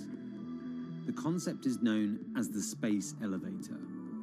Not only could it significantly change how we leave planet Earth, but it could also completely transform humanity's relationship with space. And there are scientists who think we could have already built it. We have the material, we have the technology, we have the lasers, we have the climbers, we have all of it. If a private entity wants to build it, or a government, they can build it. It'll change society. We have no clue how colonizing into space, how really spreading out into space will really change our society over the next 50 to 200 years. It'll be completely different.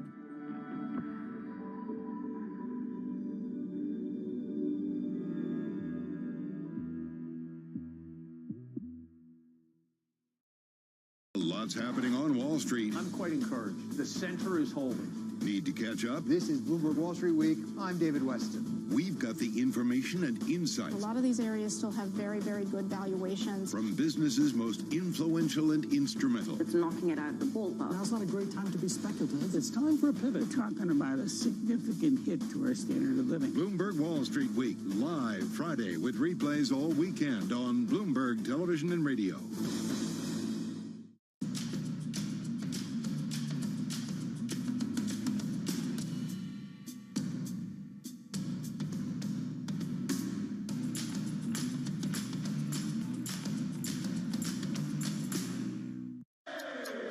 This is Bloomberg Daybreak with Lee. On Bloomberg Radio. Welcome to Daybreak Australia. This is Count Under the Close. Welcome to Bloomberg Crypto.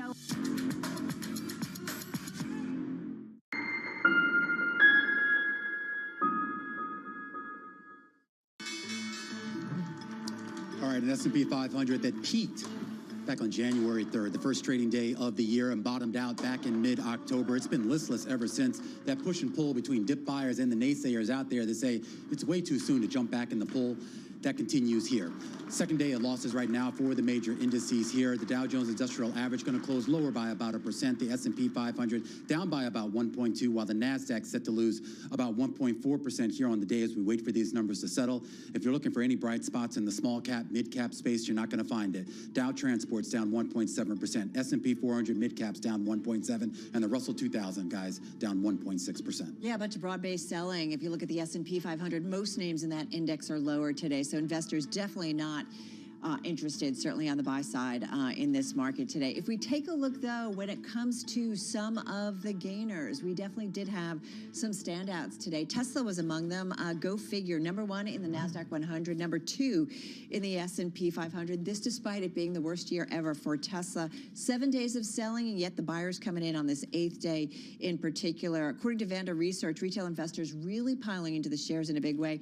They have been strong buyers every day this month, driving net purchases to record highs in both December and also during the fourth quarter. Tesla shares, though, perspective here, everyone, still down about 70% so far in 2022. Want to get to generic holdings. This is number one in the S&P 500. Generac. Did I say Generac? Everyone's thinking about those generators in cold weather, right, Carol? You know, good thing I have Romaine here. All right, ticker is GNRC. This is top in the S&P 500. Analysts over at Janney Montgomery Scott initiating coverage with a buy rating. They're talking about growth opportunities for clean energy for the generator company. They've got a fair value estimate of about 160 on the stock. Stock closing at 96 and change. It was also named a top pick for 2023 over at Northland, and the analyst there citing his belief the market is overlooking recent outage events that should drive home standby, or what they call HSBC or HSB generator demand. So anyway, that stock an outperformer. Jounce Therapeutics, this stock soared as much as 72% in today's session. So we had some deal news here on this Wednesday. Gilead agreeing to buy all remaining rights to potential first-in-class immunotherapy. It's being studied for patients with solid tumors. So Jounce Therapeutics, you can see that stock up about 34% at the close.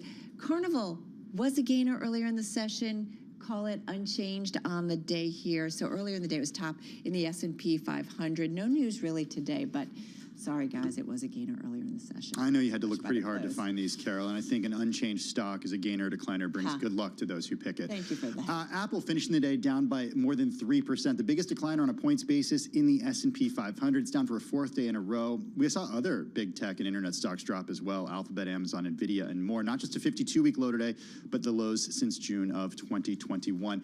Get this, this would be the first year in 4 if Apple closes lower on the year, which it likely will. In 2021, it was up 35%. In 2020, it was up 82%. And in 2019, it was up 88%. Southwest Air, another day of losses, this time down 5%. Yesterday, it fell 6%, its biggest decline in 6 months. This as the company continues to grapple with those widespread cancellations, more than 2,000. It's looking like that's going to happen again tomorrow. EQT Corp, the biggest decline on a percentage basis, in the S&P 500, down 7.8%. It's the largest U.S. natural gas producer, falling under pressure today. The company's CEO, Tony Rice, said on Bloomberg TV earlier that the company saw production drop by as much as about 30% in the recent extreme cold weather, but it did cause disruptions for some of its wells in the Appalachian Basin.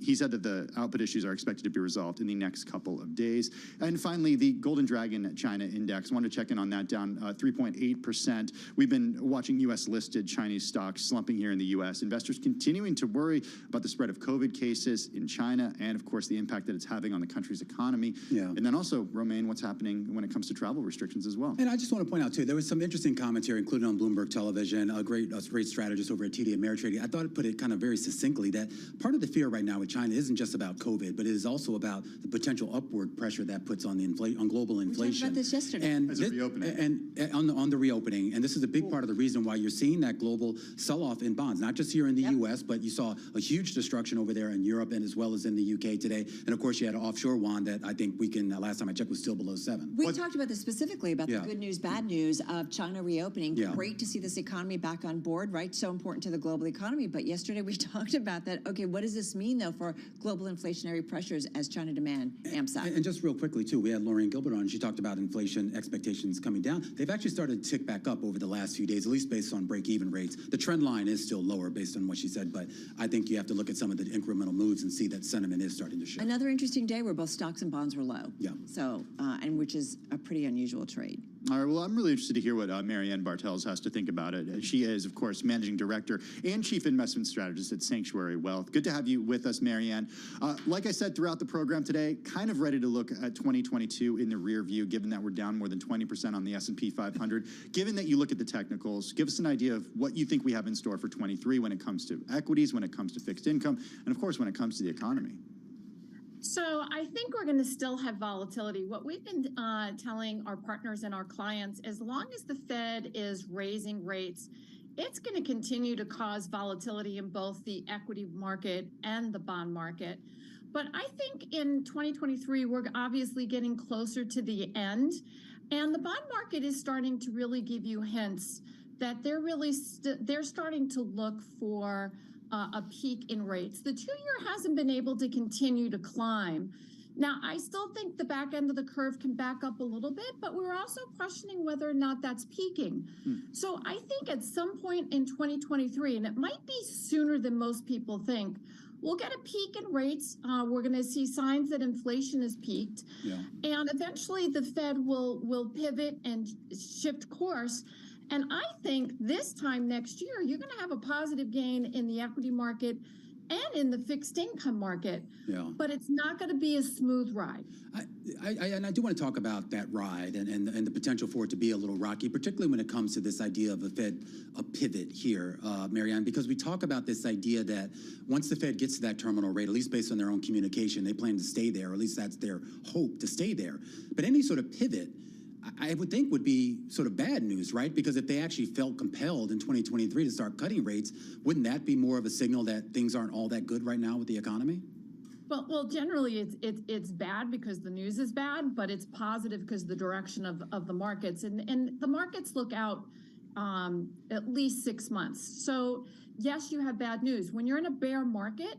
And we are in a bear market for stocks and bonds, which is unusual to have both in a bear market at the same time. The news is always bad. But the question is, are you going to get good buying opportunities?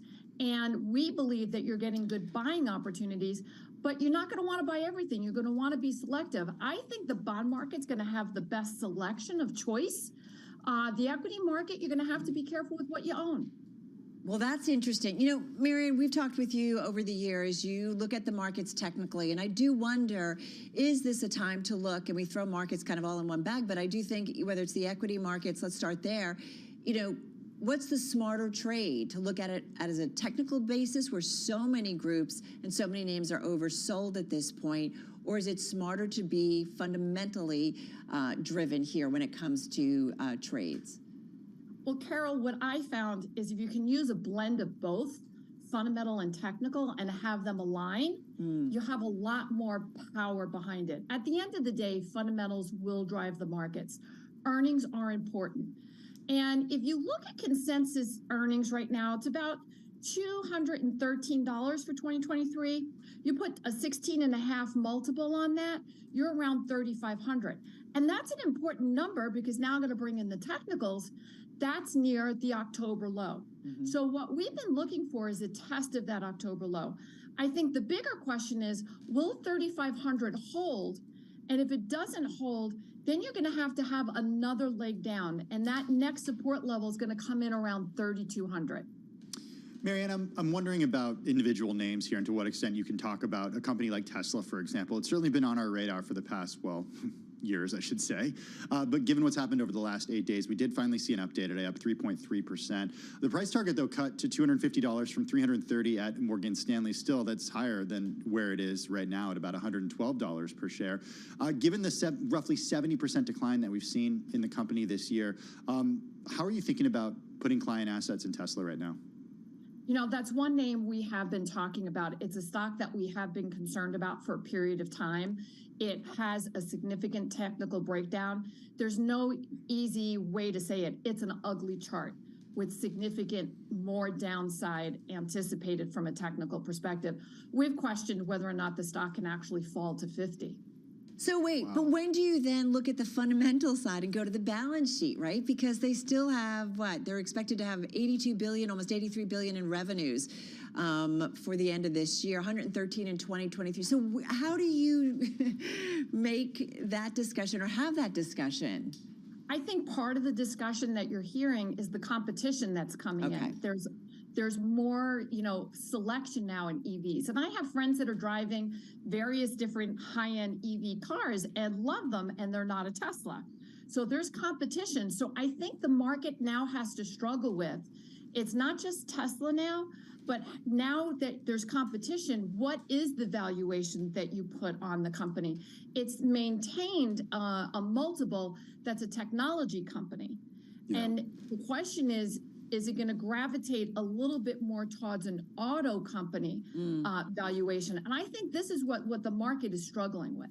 Yeah, and we've already sort of seen that play out. Price targets have come down. The latest one, I thought it was interesting. Now, this is Adam Jonas over at Morgan Stanley taking his price target down. Of course, he's been one of the more bullish folks, at least based on his actual buy recommendation and the price target that he's had on this company. But remember, he came down, guys, I think it was back in June, and he was one of the first ones to really start talking about some of the concerns about demand coming out of China, competition, and elsewhere. So there is a longer-term story here that I think some analysts now start to realize might not have been supportive of some of the earlier evaluations. Still, though, you've got 67% of the analysts who cover it still have buys on it. So they're not turning away completely. Yeah, but surprisingly, it's got like 11 cells or something, right? Exactly. So, all right. So Marianne, when you think about 2023 from either a technical or fundamental perspective, what is it that investors need to keep on their radar? Well, the bull's already running, and that's what no one's talking about, is that you do have stocks in the equity market that are at or near record all-time highs. And we got the question from a client, do we buy stocks when they're at all-time highs? I said, well, yes, if we think they're going higher. And the sector that really sees that in spades is the energy sector. And we think that whole sector, meaning the S&P 500 energy sector, can actually break out next year and go to record all-time highs. So the sector hasn't, but a number of the stocks already have. What's going to drive that, though? Because, I mean, so many of the gains that we saw, at least this year, of course, seem to be because of disruptions from, obviously, the war in Ukraine, and then prior to that, the pandemic. I mean, what's the driver for them to see a repeat of these gains that we've had for the last couple of years? Well, we actually looked at a chart that ExxonMobil had published in their outlook. And I think what people miss when you look at all the different types of energy sources that we have, you know, whether it's crude oil, natural gas, wind, solar, electricity, at the end of the day, at the top of the pyramid is still oil. Oil is still going to dominate all the way out to 2030 to 2050. It's still going to be a very important component. And if commodity prices stay firm in 2023, and we think that there's a good chance that they do, if energy prices tick back up again, it just flows through to the bottom line. The energy companies just have a clean balance sheet. They're producing a lot of cash. They're paying great dividends. And we think the market will be attracted to that. We think dividends will actually be a strategy that will be continue to be used in 2023. Marianne, thank you so much. Really appreciate it. Marianne Bartels over at Sanctuary Wealth. Coming up, folks, you know the Southwest Airlines story, canceling thousands of flights, leaving passengers stranded. We are going to take a look at why analysts say the airline has not invested enough in its IT systems. That's a big reason for these problems. We're getting into that story right here on Bloomberg Markets. This is Bloomberg.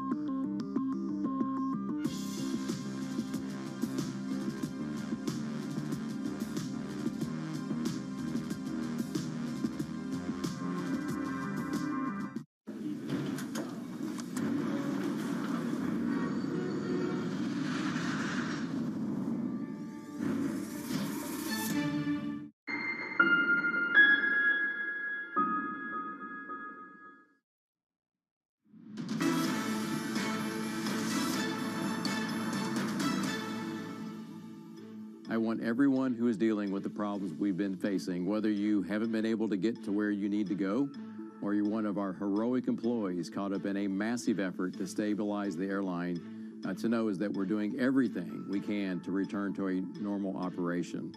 And please also hear that I'm truly sorry. Well, there he is, the CEO of Southwest Airlines, commenting in a video, a public video yesterday. Southwest has already scrapped 60% of its flights today. It's expecting to do the same tomorrow. Here's what Cowen analyst Helene Becker had to say about the airline issues. Everybody else is pretty much within what I would call their normal course of doing business. The cancellations are relatively low. Southwest accounted for more than 80% of all cancels yesterday. And for them, they're just behind the curve here, and they probably won't get caught up until the weekend at the earliest. Well, and we have seen modeling from analysts over at Citi that talks about a 3 to 5% earnings hit for the fourth quarter. But I'm wondering what kind of signal this is on the longer term operational health of Southwest beyond just what is ongoing currently. If something like this could happen at this scale for this long, does that just mean they're ill-equipped to handle weather events like this? I mean, what went wrong here that could go wrong again? Yeah, they had a confluence of a lot of events. So you had the weather, and it moved across country, hitting Denver and Chicago particularly hard. United is in both of those locations, didn't get hit quite as hard, but still impacted. For Southwest, though, I think at Midway, there was a lack of de-icing fluid. Then they had an issue in San Diego with fog. They had ice in Dallas. So everywhere they were, they had weather. And the worst of it is their systems are just not equipped to handle it. Historically, Southwest underinvested in IT, in technology, and this has come back in the past to hurt them. They were investing aggressively this year. That was one of the catalysts we thought, for the shares. Later this year, as the new scheduling system for employees was coming up. But one of the issues we saw yesterday was an aircraft with a bunch of flight attendants deadheading to a city. But the crew working the plane was short a flight attendant. And according to the pilot on board, any one of those other flight attendants offered to work the flight, but they couldn't get through to scheduling to say, hey, we're here, we'll take it. And so Southwest canceled the flight. They're doing what should be automated by hand. When you have 6,000 flights a day, and you probably shouldn't, you should probably have 2/3 of that. It's not that they don't have enough people, it's that they don't know where their people are. Helene Becker there over at Cowen, and making a very prescient comment there about not knowing where the people are as Southwest still tries to dig out from all of the issues. And we did hear a little bit earlier from the CEO of Southwest in a video, and then we're learning that there was a statement to employees where he did say that he is accountable and he's doing everything in his power to make things right as they try to recover from this. I want to bring Madison Mills into the conversation right now, our special correspondent with Everything Airlines right now. And Maddie, there's a great story on the terminal today talking about their IT issues. Helene, though, Becker, I think, kind of hit on a topic, though, here. And we also have some quotes from people in that story from some of the unions who actually say this is actually not so much about IT specifically, that there are broader issues with that point-to-point system that this company has strayed away from that might have been more the cause of what happened over the last few days. It's an excellent point, Romaine, and I'm so glad you bring this up because decades ago, all the other airlines seemed to get on board with this hub and spoke system that you've all heard about as we've covered this story. JetBlue, for example, has these big hubs in an area like San Francisco, and their planes go out from that hub to various cities across the U.S. Southwest operates on a point-to-point system, so your plane could be coming from any random city across the country. They call it the Greyhound of the sky for that reason because it just hits so many cities throughout the U.S., which can really help keep costs down, but it's a disaster in some cases, particularly when you have extreme weather events and other factors that you can't anticipate and bake into your procedures. And I just want to point out, we talk about, I mean, the big headline today was Jordan apologized, the CEO apologizing. I actually went back. There was a great headline on the Bloomberg terminal about a year ago. Southwest CEO apologizes for breakdown. There was a one about a year before that, and a year before that. Of course, Jordan wasn't CEO then. This was the previous CEOs. But I guess my point is this has been a recurring issue. Maybe not frequent, but it's certainly not something that's rare. Right, October 2021, we saw this exact same thing. We saw the Valentine's Day crash years before. I mean, this is a tried and true story for Southwest, and pilots, union leaders have been raising the alarm, particularly about the IT and the technology side for years. But this was supposed to be the fun airline. Remember, it was like back in the days, you just jump on, they throw peanuts at you, the flight attendants were singing. It was great. And now it's just, they just jack you for a bunch of fees. You go back to Herb Kelleher, right? And you think about, I mean, he was a very different type of leader. And if you think about it, you don't often have a CEO come out and say, hey, folks, I screwed up, basically. And that is certainly what they do when things go astray. So it's interesting to see that he, repeatedly complicated problems, it seems like, and they own up to it, but nonetheless, it's a problem. I do also notice that he said in his statement to employees yesterday that he owns the recovery as well, right? Implying that he's cleaning this up. So, you know, how long it takes to clean up remains to be seen. And I also wonder, you know, to what extent, you know, executives at the company will be held accountable for something like this, which I think is bigger than issues that Southwest has what does held hit in the accountable past. mean? Does he lose his job? Why? I mean, we've seen JetBlue CEO in the past lose their job after. Well, anytime you talk about pushing somebody out of the job, the question is who's going to replace that person? Is the person going to be better? Was this something that was sort of within his control? But what is accountability then? Well, he's the CEO of the does it then mean, Romaine, that, you know, they spend all money that they were going to spend on planes before, they spend that on IT infrastructure or redesigning the point-to-point system? Well, there's an issue too here, Maddie, our guest. You know, we want to bring her back into the conversation. But I love this. Talk about who the next CEO should be. So I mean, we should point out he's been CEO for basically a year, right? He took over or a little more than a year. But he's been at the company like his whole He's been at the company for a long time. But it's to be fair, there are a lot of issues that happened over this past weekend that are more indicative of decisions that were made by his predecessors. We've heard from Pete Buttigieg, wherever he's been. He came out to say something or tweet something, I think. And of course, we heard from the President of the United States tweeted something as well. What exactly can they do? I mean, this is a corporate story. I mean, what control do they have here to sort of force any real changes? It's such a great point because Washington can put as much pressure as they want on an airline, but they're going to do what they're going to do. And I do want to quickly go back to the idea of it being a fun airline because Southwest has been so. You're welcome, Romaine. Because Southwest is known as this great place to work too. They're really known for being a best airline for their employees. And just all day today, I was seeing tweets from pilots, from flight attendants who were tweeting pictures showing they were on hold for 8 hours trying to get through to their own airline so that they could get these. But why are they even on the phone to begin with? Why is it not an automated system that tells them where to go and when to go? But when the system fails, they have to do it by hand, like we're in the 1800s. So can I just say, though, that CEO has been working on what he's calling the slow modernization plan. And obviously, and you do wonder if we didn't get this giant, massive storm that many are saying once in a lifetime, you know, how many once in a generation? We've had several once in a lifetime storms in the past 5 years. Happen, and they would continue with their modernization. Maybe and I'm almost 30. Having this conversation. I mean, it sounds like it's been on his radar. It's just not moving fast enough. And I do wonder about how does the internal conversations change and where they allocate money at this point. Right. That's a great point too, Carol, because in the fall, the CEO was talking about modernization, things like adding outlets to the seats, for example. And I feel like that conversation has really evolved since then. That's part of the charm of Southwest. Yeah. Okay, so what do we know about recovery, Maddie, and how long recovery could take?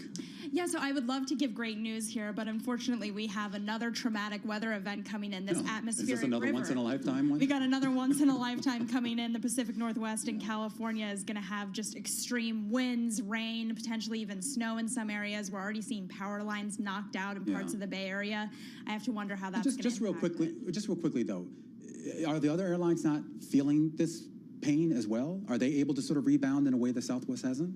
They have, They've really mainly recovered, and a lot of passengers are now faced with the difficult decision of do they let Southwest reschedule them or do they pay out of pocket to go to another Now, you were in Seattle. Are you familiar with this atmospheric river? I'm from the Midwest where we have. I had never heard of it. I'm a Californian, and this is happening in California, Oh, too. Tim, you gotta get in on this story. This is not good news. No, I never heard of it until today. Oh, no. Oh, you're from California. I know, but any rain is good rain except when it causes mudslides. Well, it never rains in Southern They're a little crazy in here, Maddie. You're coming up on Sound On. I think we have a mixologist coming on a little bit. Bloomberg, she's hosting Bloomberg Sound On right here on Bloomberg Radio, so check it out. All right, Maddie, thank you as always. Maddie Mills. Congratulations. Still ahead. The companies to watch. It's going to be a make-or-break year for many companies in 2023. Is that a real vending machine? Carvana, Carnival, and more. I've never seen one of those. You saw one operate?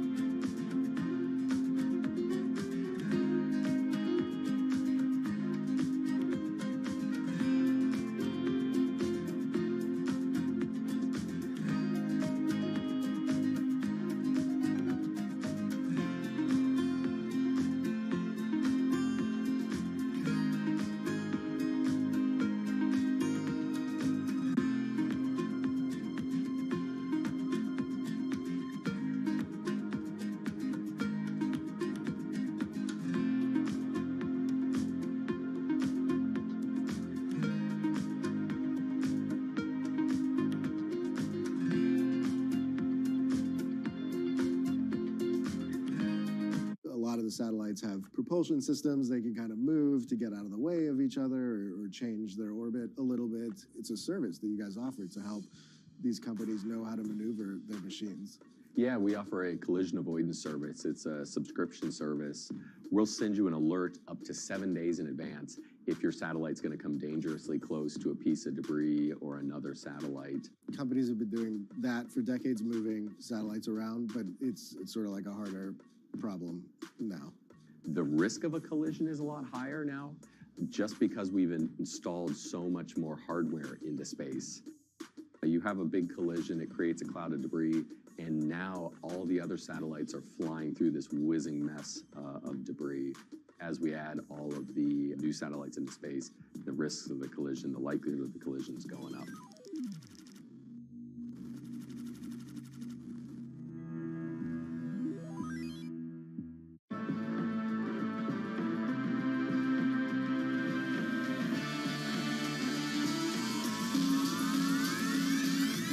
Part of what I love about business is you get to build things from nothing. I don't have any investors. This is all money in. This is me just building it. It's pretty much full-service shadow banking with nobody in charge.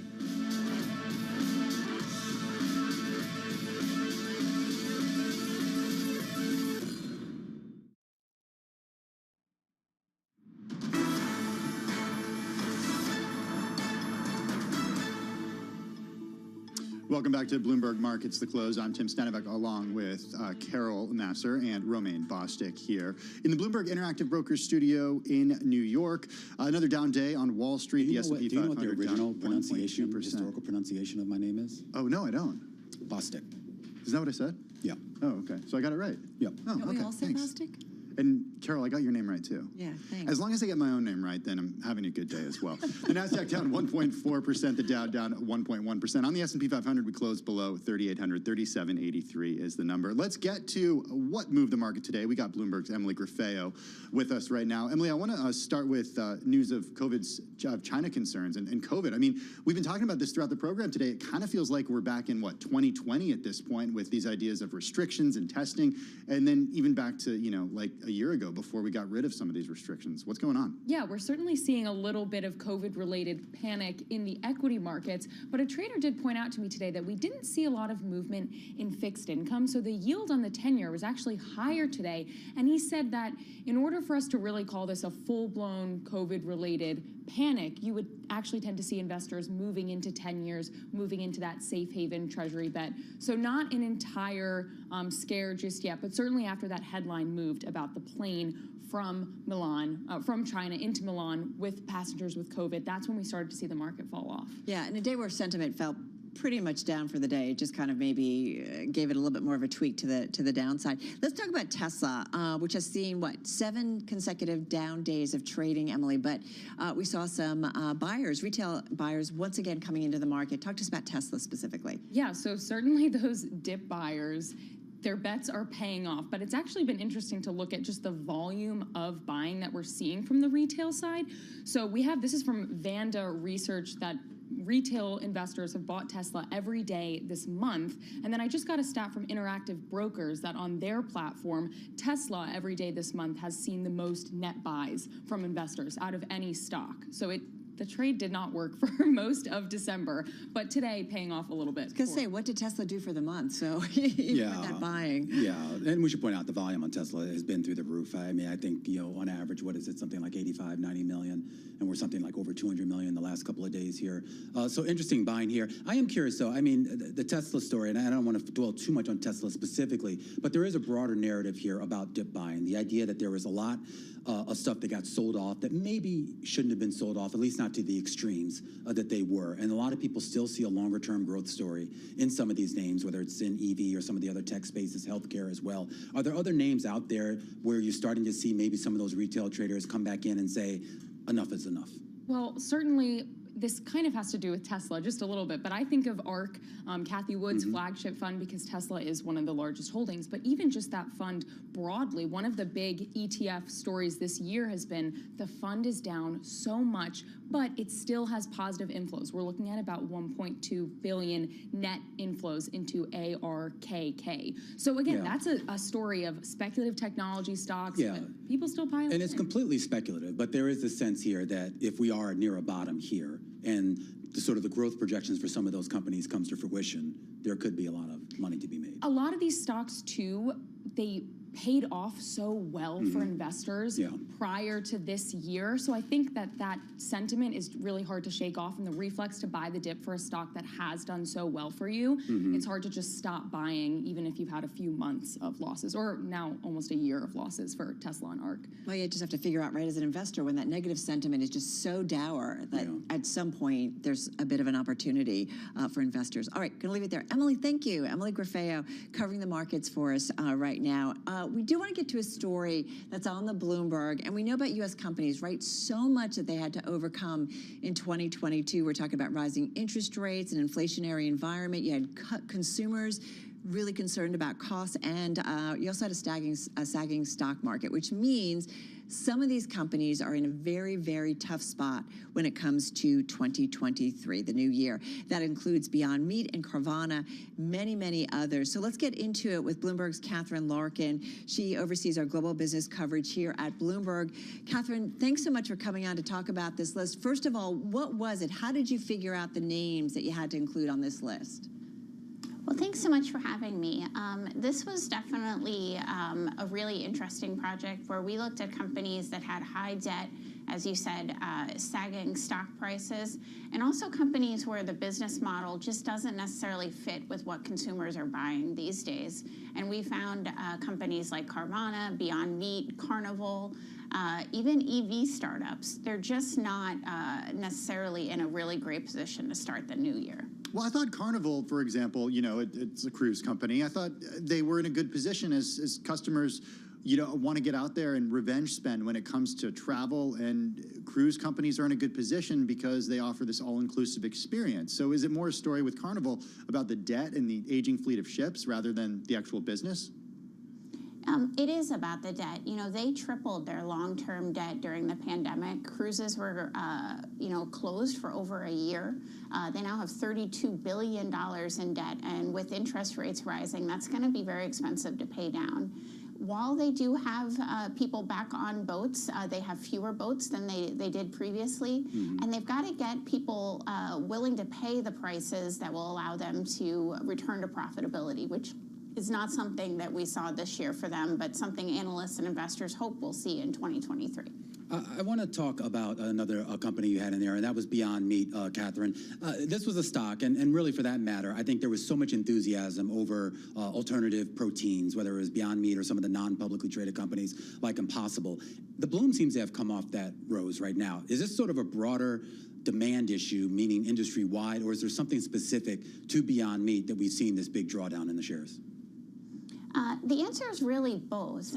Broadly speaking, demand for these alternative proteins has fallen this year at the grocery stores. We're just not seeing people spend money on these products as much as they used to, and they're also not having a lot of traction with the fast food partners that they've tried to sign up over the past year in the U.S. Beyond Meat, though, has some of its own issues of its own making. You probably remember the COO getting arrested for a alleged road rage incident this fall. Was that the one where you hit someone's nose, or allegedly? It was. You can't make this stuff up. It's just incredible. They've also lost a lot of other key executives at high-level positions, so they really have a lot to prove to investors in the next year. Can we talk about Carvana, which was on a tear if you look at 2018, 2019, 2020? I mean, it was up 160% in 2020 alone, down a little bit last year, but it's definitely coming, it feels like, into its own, and when it comes to investors, they're just not that interested. What's your thinking in terms of Carvana? So Carvana made a couple of interesting decisions this year that proved to be ill-timed. They bought used cars at really the peak of the market earlier this year when it was hard to buy a new car, and demand for those used cars has really fallen. New cars became more available as the chip shortage eased, and the used car market is often considered to be a lower income consumer market, and that's really where we're seeing a lot of budgets tightening with inflation. Okay, got to end on EV startups because we've talked about the woes that Tesla faces, but if Tesla's having a tough time, what about startups that aren't yet profitable for 2023 that are trying to take on Tesla and the established automakers with EVs? No, that's a market where we may start to see more companies fail in very short order. There have already been a couple this year that have issued what we call a going concern warning, which means that they're running out of money. It's really expensive to start a car company, and even the $10 billion that these companies raised during the SPAC boom, it's not enough. They need a lot more money to get cars out in production, and some of them just aren't going to cut it. Yeah, and I mean, we sort of almost forget some of the troubles that Tesla found itself in as it sort of went on its way to becoming the dominant player in this industry. Certainly not easy, and maybe some lessons some of those companies could learn from Tesla if they have enough time here on their hands. Catherine Larkin, great to catch up with you. Pride of Chicago, pride of Northwestern, out there on Wacker Drive. We'll talk to you in the new year, I'm sure. Interesting roundup from her, I think, out a lot of the big companies to keep an eye on. I guess some of the companies this year that had fallen out of favor. There was another story out there, too, and this is also a company, I don't know if it's fallen out of favor, but the stock's doing awful, is Amazon. Yeah. And they've made this huge push into streaming. They have. It's and not now anything, they're pushing even further. Yeah, the streaming push isn't anything new. I mean, originally the streaming push started to sweeten Prime, right? Because Prime subscribers buy more, they shop more frequently, they spend more money. But as the information reported earlier today, they're looking to break out a standalone sports streaming app, which is interesting given the environment that we're seeing when it comes to streaming media right now. So the idea was that it would basically just be like Prime Video, but only for sports. Yeah, but it would highlight the company's sports offerings like Thursday Night Football, as well as some Premier League soccer matches, this according, once again, to the information. So if you think about it from the perspective of what people are watching, you know, in real time, it's sports and news, right? If they're watching entertainment, they're watching it at night, they're watching it whenever they want. Well, I don't watch sports or news. You just do the news, Roman. Well, sports are one of those things that it's still destination viewing, right? Yeah, like you want to watch exactly. it live. And, you know, I think about the Power Players Summit back in January, about a year ago, talked with the head of Amazon Content. I mean, sports was a big thing that they were interested in. Why are you laughing? Well, it is a big thing. It's also very expensive. And we know Amazon has pretty much ponied up the money. But we've seen, we know there are a lot of other rights that are coming up over the next year or two that a lot of these streaming companies probably are going to bid on. And I guess the question is the return there? And it's hard to know because I don't think Amazon actually breaks out those. But look at ESPN. Everybody was turning their back on it. And ESPN has really come around. And what did Chapek and the other folks at Disney tell you about ESPN? That it was done. No. They said they weren't spinning that off. Remember, they weren't spinning it off. There was a lot of talk, even before Iger left. There was all this talk you could create more value, and they made it clear there was more value in keeping it under the umbrella. But what I'm going to say is before Chapek, right, there was a point where their ratings were going down. Everybody's like, it's time to get rid of it. Like, it's just not paying off. People are not, you know, watching sports anytime, you know, anymore. And obviously, it's very valuable. Look what you've had in the last year from companies like Apple, right? Apple has baseball rights, and you know people give a hard time to the way that it's announced and the way that people watch it. But Apple's getting into live sports. You have what? Did YouTube get it? YouTube was bidding on it, right? Well, that's a big deal, and it's also a big deal globally too, because those rights, if they come globally, then that means they can increase that global audience. Well, I will say one thing I think is interesting, and I am not a big sports watcher, mainly just because I don't have the time. But I do think that some of these streaming companies have done some innovative things in terms of how they call these games, also the way that you can view certain things. I mean, I think there's offshoots, right? A lot of them have offshoots with you know, professional players just analyzing the game. Exactly, and of course we saw with the Manning brothers and some of the stuff they did. But also, you know, and I guess you have to give some credit to some of like DirecTV and satellite companies when they started to do those sort of separate channels where you can just watch without the announcers, things like that. So you're seeing that replicated on these streaming platforms, and maybe that becomes a way to get folks back into it as well who don't just want the traditional format. This stuff's expensive, though. How much? Okay. Google spending $14 billion on NFL just this year. Okay. Amazon spending $13 billion on the NFL just this year. But it's all NFL, MLB. I don't know why I watch MLB, NBA, and then I guess if you watch MLB, it's like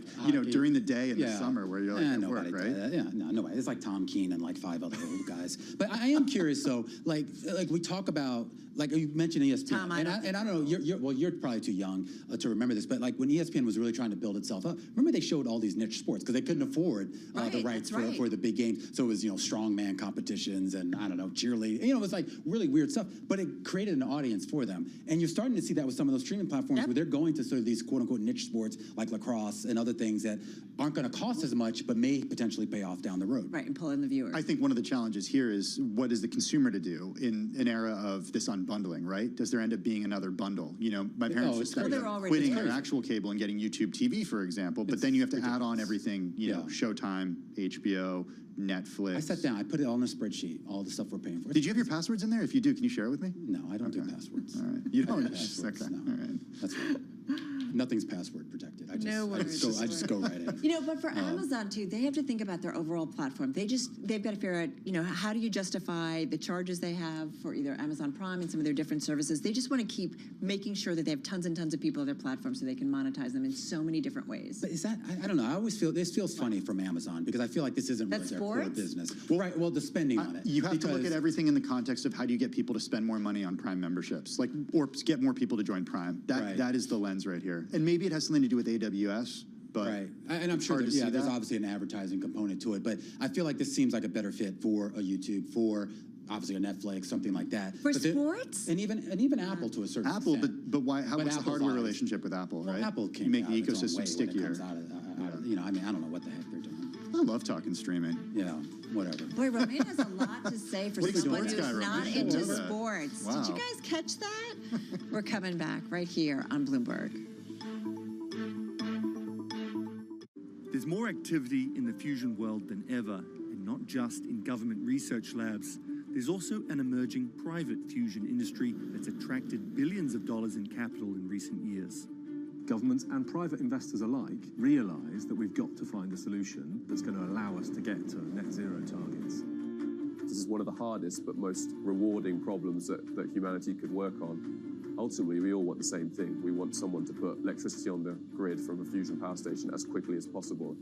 Frankly, the scale of the challenge, 3,000 gigawatts of fossil fuel to replace, there's not many things that can do that. In fact, there may only be fusion that can really do that.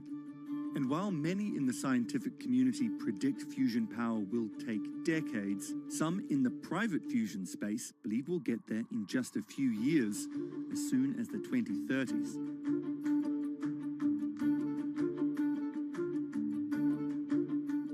So you've got to explain this one to me. What does it mean when the White House says we're watching markets carefully? It means they have a Bloomberg. I've seen the Bloomberg. I've been in and seen it. Lots of Bloombergs. Lots of Bloomberg. Lots of Bloomberg. Lots of Bloomberg. Lots of Bloomberg. Lots of Bloomberg. I've seen the Bloomberg. I've seen the Bloomberg. I've seen the Bloomberg. I've seen the Bloomberg. What does it mean? What does it mean? What does it mean? What does it mean? What does it mean? It means they have a Bloomberg.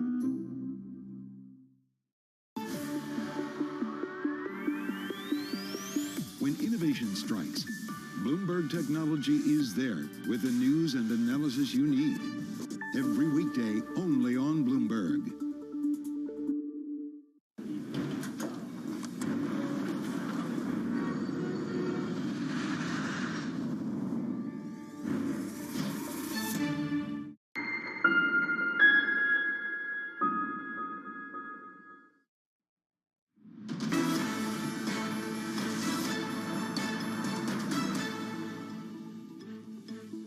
Well, it's been a particularly difficult year for some ETFs, especially those in marijuana or Cathie Wood, as we just heard a little earlier from Emily Grafeo, trading below pandemic lows. Athanasios Serafagos is Bloomberg Intelligence ETF analyst who covers the space very closely and can give us a good idea of not just what happened in 2022, but what we got in store for 2023. I want to start with marijuana and cannabis because that's a really interesting one given the legislative changes that we're expecting to perhaps Why do you want to start there, Tim? Yeah, it's interesting, Tim. Well, look, in New York City, I believe we are getting the first California official Yeah, buddy.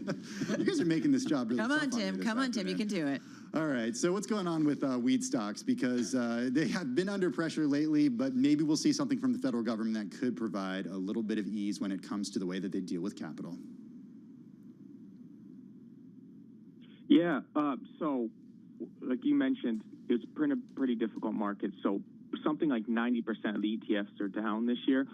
cannabis, in terms as a theme, has probably been hit the hardest. So some of these ETFs are even down 60, 50% from what their COVID lows were. If you remember, how difficult that market was during March and February of 20. But, even though they did get a little bit of a rally this year, if you remember when Biden had come out and wanted to pardon all these sort of marijuana charges, they did get a little bit of a rally. But to your point about regulation, it seems that has actually been a big impediment on some of these cannabis stocks or sort of ETFs. But in terms of a category, they have been hit the hardest this year, and they've come full circle now, being down to where they were even below the COVID levels. All right. So what's the? I'm sorry, Anasafia. What's the issue though? Because I mean, this seemed, at least on a political basis, this seemed to be one of the few areas of bipartisanship that it seemed to be a pretty broad support, at least based on public polling, for legalization, regulated marijuana industry on a state-by-state basis, as well as some sort of federal regulations sort of tie the financial aspect, the banking aspect of this together. And we've not seen any real progress on that. Why not?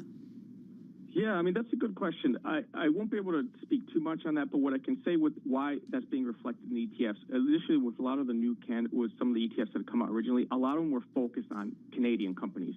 So we found out a lot of the products that have come out later have been focused more on the U.S., but I think what people don't realize when they're buying out of these cannabis ETFs, that they're getting a lot of Canada exposure, which not necessarily might correlate specifically to what's happening in the government. All right, so not a good year for ETFs overall, but these are some of the ones that even did worse than the overall group. So you talk about cannabis ETFs. Talk to us too about Kathy Wood and the ARK Investment Group. We've certainly talked with Kathy Wood a bunch here on Bloomberg. Those two were underperformers. Yeah, so the category we have is, we call it the 3 C's. It's cannabis, it's China, and it's Kathy. And Kathy, I've never really seen an ETF like this that only, 2 years ago was a top performing ETF, beat pretty much everything out in the market, and now is probably one of the worst performing ETFs this year and over this period. Now, as you can imagine, with the rates going up, it's really hit her portfolio. Tesla, which was her biggest position for a long time, hasn't been helping. But what I think is probably the most amazing thing about ARK is that the flows are still positive on this fund. It's one of the worst performing funds, but it's the only one that has positive inflows on the year, which is really interesting. Why do you think that is? Against everything. I think people are very committed to. So ARK has done a really great job building this ecosystem, right? A really strong following. They have a very big social media presence. There's even now products that are based off of what she's doing, whether it's short, it's levered. She invented this new category, innovation. So I think while it's not working, I think people admire her conviction, because a lot of the stocks that you're getting in it, maybe Tesla aside, you're not really finding in a traditional index. So I think if you're highly concentrated, high conviction, high turnover, I think those ETFs might play well. But Kathy has an advantage that she was first. She's, while there's been a lot of attention on it, she's had this ETF since 2014. So I think she's really sort of latched on, and it's going to be really hard to be able to pry that away. So there's other innovation or similar type of ETFs that have come out after her that haven't had quite the success. So I think people have really sort of grasped on to Kathy and her approach, even though it's not working. But this might be able to flip next year. All right, we shall see what 2023 will hold for her. 5-year time horizon, Carol. Who said that? I don't know. Things can sell off in a big way and also rally in a big way, but it's hard to say in 2023. Athanasio, thank you so much. Really appreciate it. Finally today, a story that we've had some fun with just reading over. If the crypto blues have got you down, I know it's been really tough for the crypto world this year. There's actually a new Bitcoin-themed bar right here in New York City. So let's get to it. Having to figure out this and find out about this tough assignment, Muya Shen, she is here with Bloomberg News, here to tell us about it. So tell us about this Bitcoin-themed bar in New York City. What's it like? Of course. So I personally also cover crypto. My biggest interest is actually food. So I've been reading a lot of coverage about the food scene in New York City, and I found there's this Bitcoin bar. And also, what is a Bitcoin bar? And I think the most surprising part is that it's a dive bar versus what you think about the crypto people in the past 2 years or so, about how they're spending a lot of money, buying luxury cars, apartments, all these type of things. But this bar has, went back to the humble beginning of Bitcoin, where just a bunch of people hanging out at a very divey-ish, like a bar. Yeah, so obviously, you order a pint or whatever you order at bars. I don't know. I haven't been in a long time, unfortunately. You pay with Bitcoin, right? You pay with crypto? That makes sense. No, not at this bar. That would make sense, right? No. No? Did you say no, Muyo? No, not at this bar. But it's a Bitcoin-themed bar. Why don't they accept any crypto? Yeah, I was surprised too. That was one of my first questions I asked the owner. But I think based on what they said, that's actually add an actual complicity layer to sort of payment system the bar is running. And we talked to the people who work there. They actually have no idea how this works if they add support to Bitcoin payment. But they've obviously watched the market and they're saying no thanks. They've got something in common with a lot of people who don't know how Bitcoin works, I guess, right?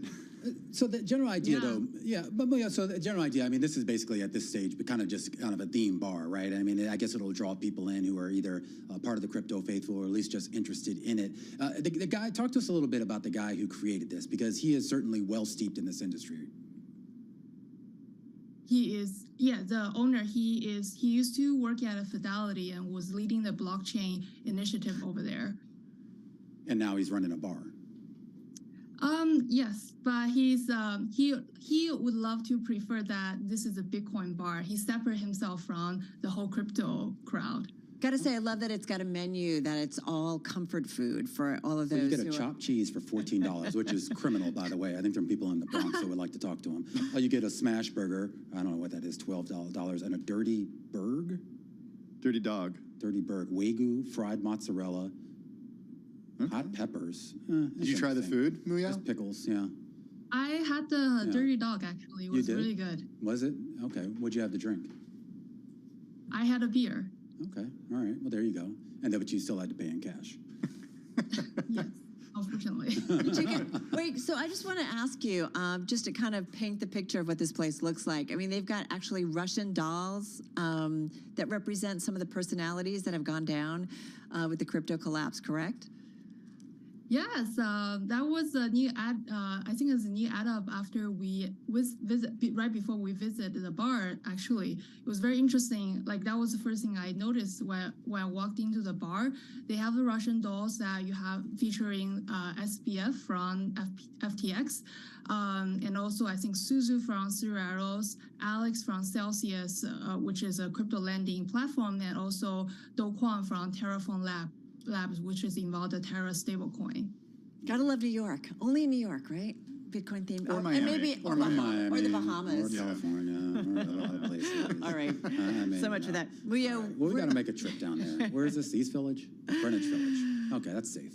Muyo, thank you so much. It's a really great story here. Great way to end the show here. And I'm told that tomorrow, well, I know we're having a mixologist come in to the studio on Friday. Is it tomorrow? That's Friday. And I think tomorrow we're having someone Friday, come in for, today is Wednesday, tomorrow is Thursday. Tomorrow's the mixologist, and it's Friday. And then we're also going to have someone talk about marijuana and legalization finally here in the U.S. I mean, it was already approved in New York State. Someone named Matt Miller? But they're opening finally in New York City the first legal recreational cannabis store. Big deal. I've seen... And somehow Matt Miller decided that was how he wanted to spend the day. Well, we're looking forward to him joining us live from there. I'm looking forward to hearing the distinction between, the shops that I've seen that have been operating. And trucks, have you seen those that just sell weed? Yeah. It's like a gray market. Yeah. Also, weekly jobless tomorrow, which just to get serious for a moment, right? We'll watch those trending lines when it comes to the job market. So it's time to go down to that Bitcoin-themed bar, right? Yeah, I'll see you there, Carol. Or not. We will see you again. That does it. For Romaine Bostic, Tim Stenovic, I'm Carol Masser. Have a good and safe evening. We will see you same time, same place tomorrow.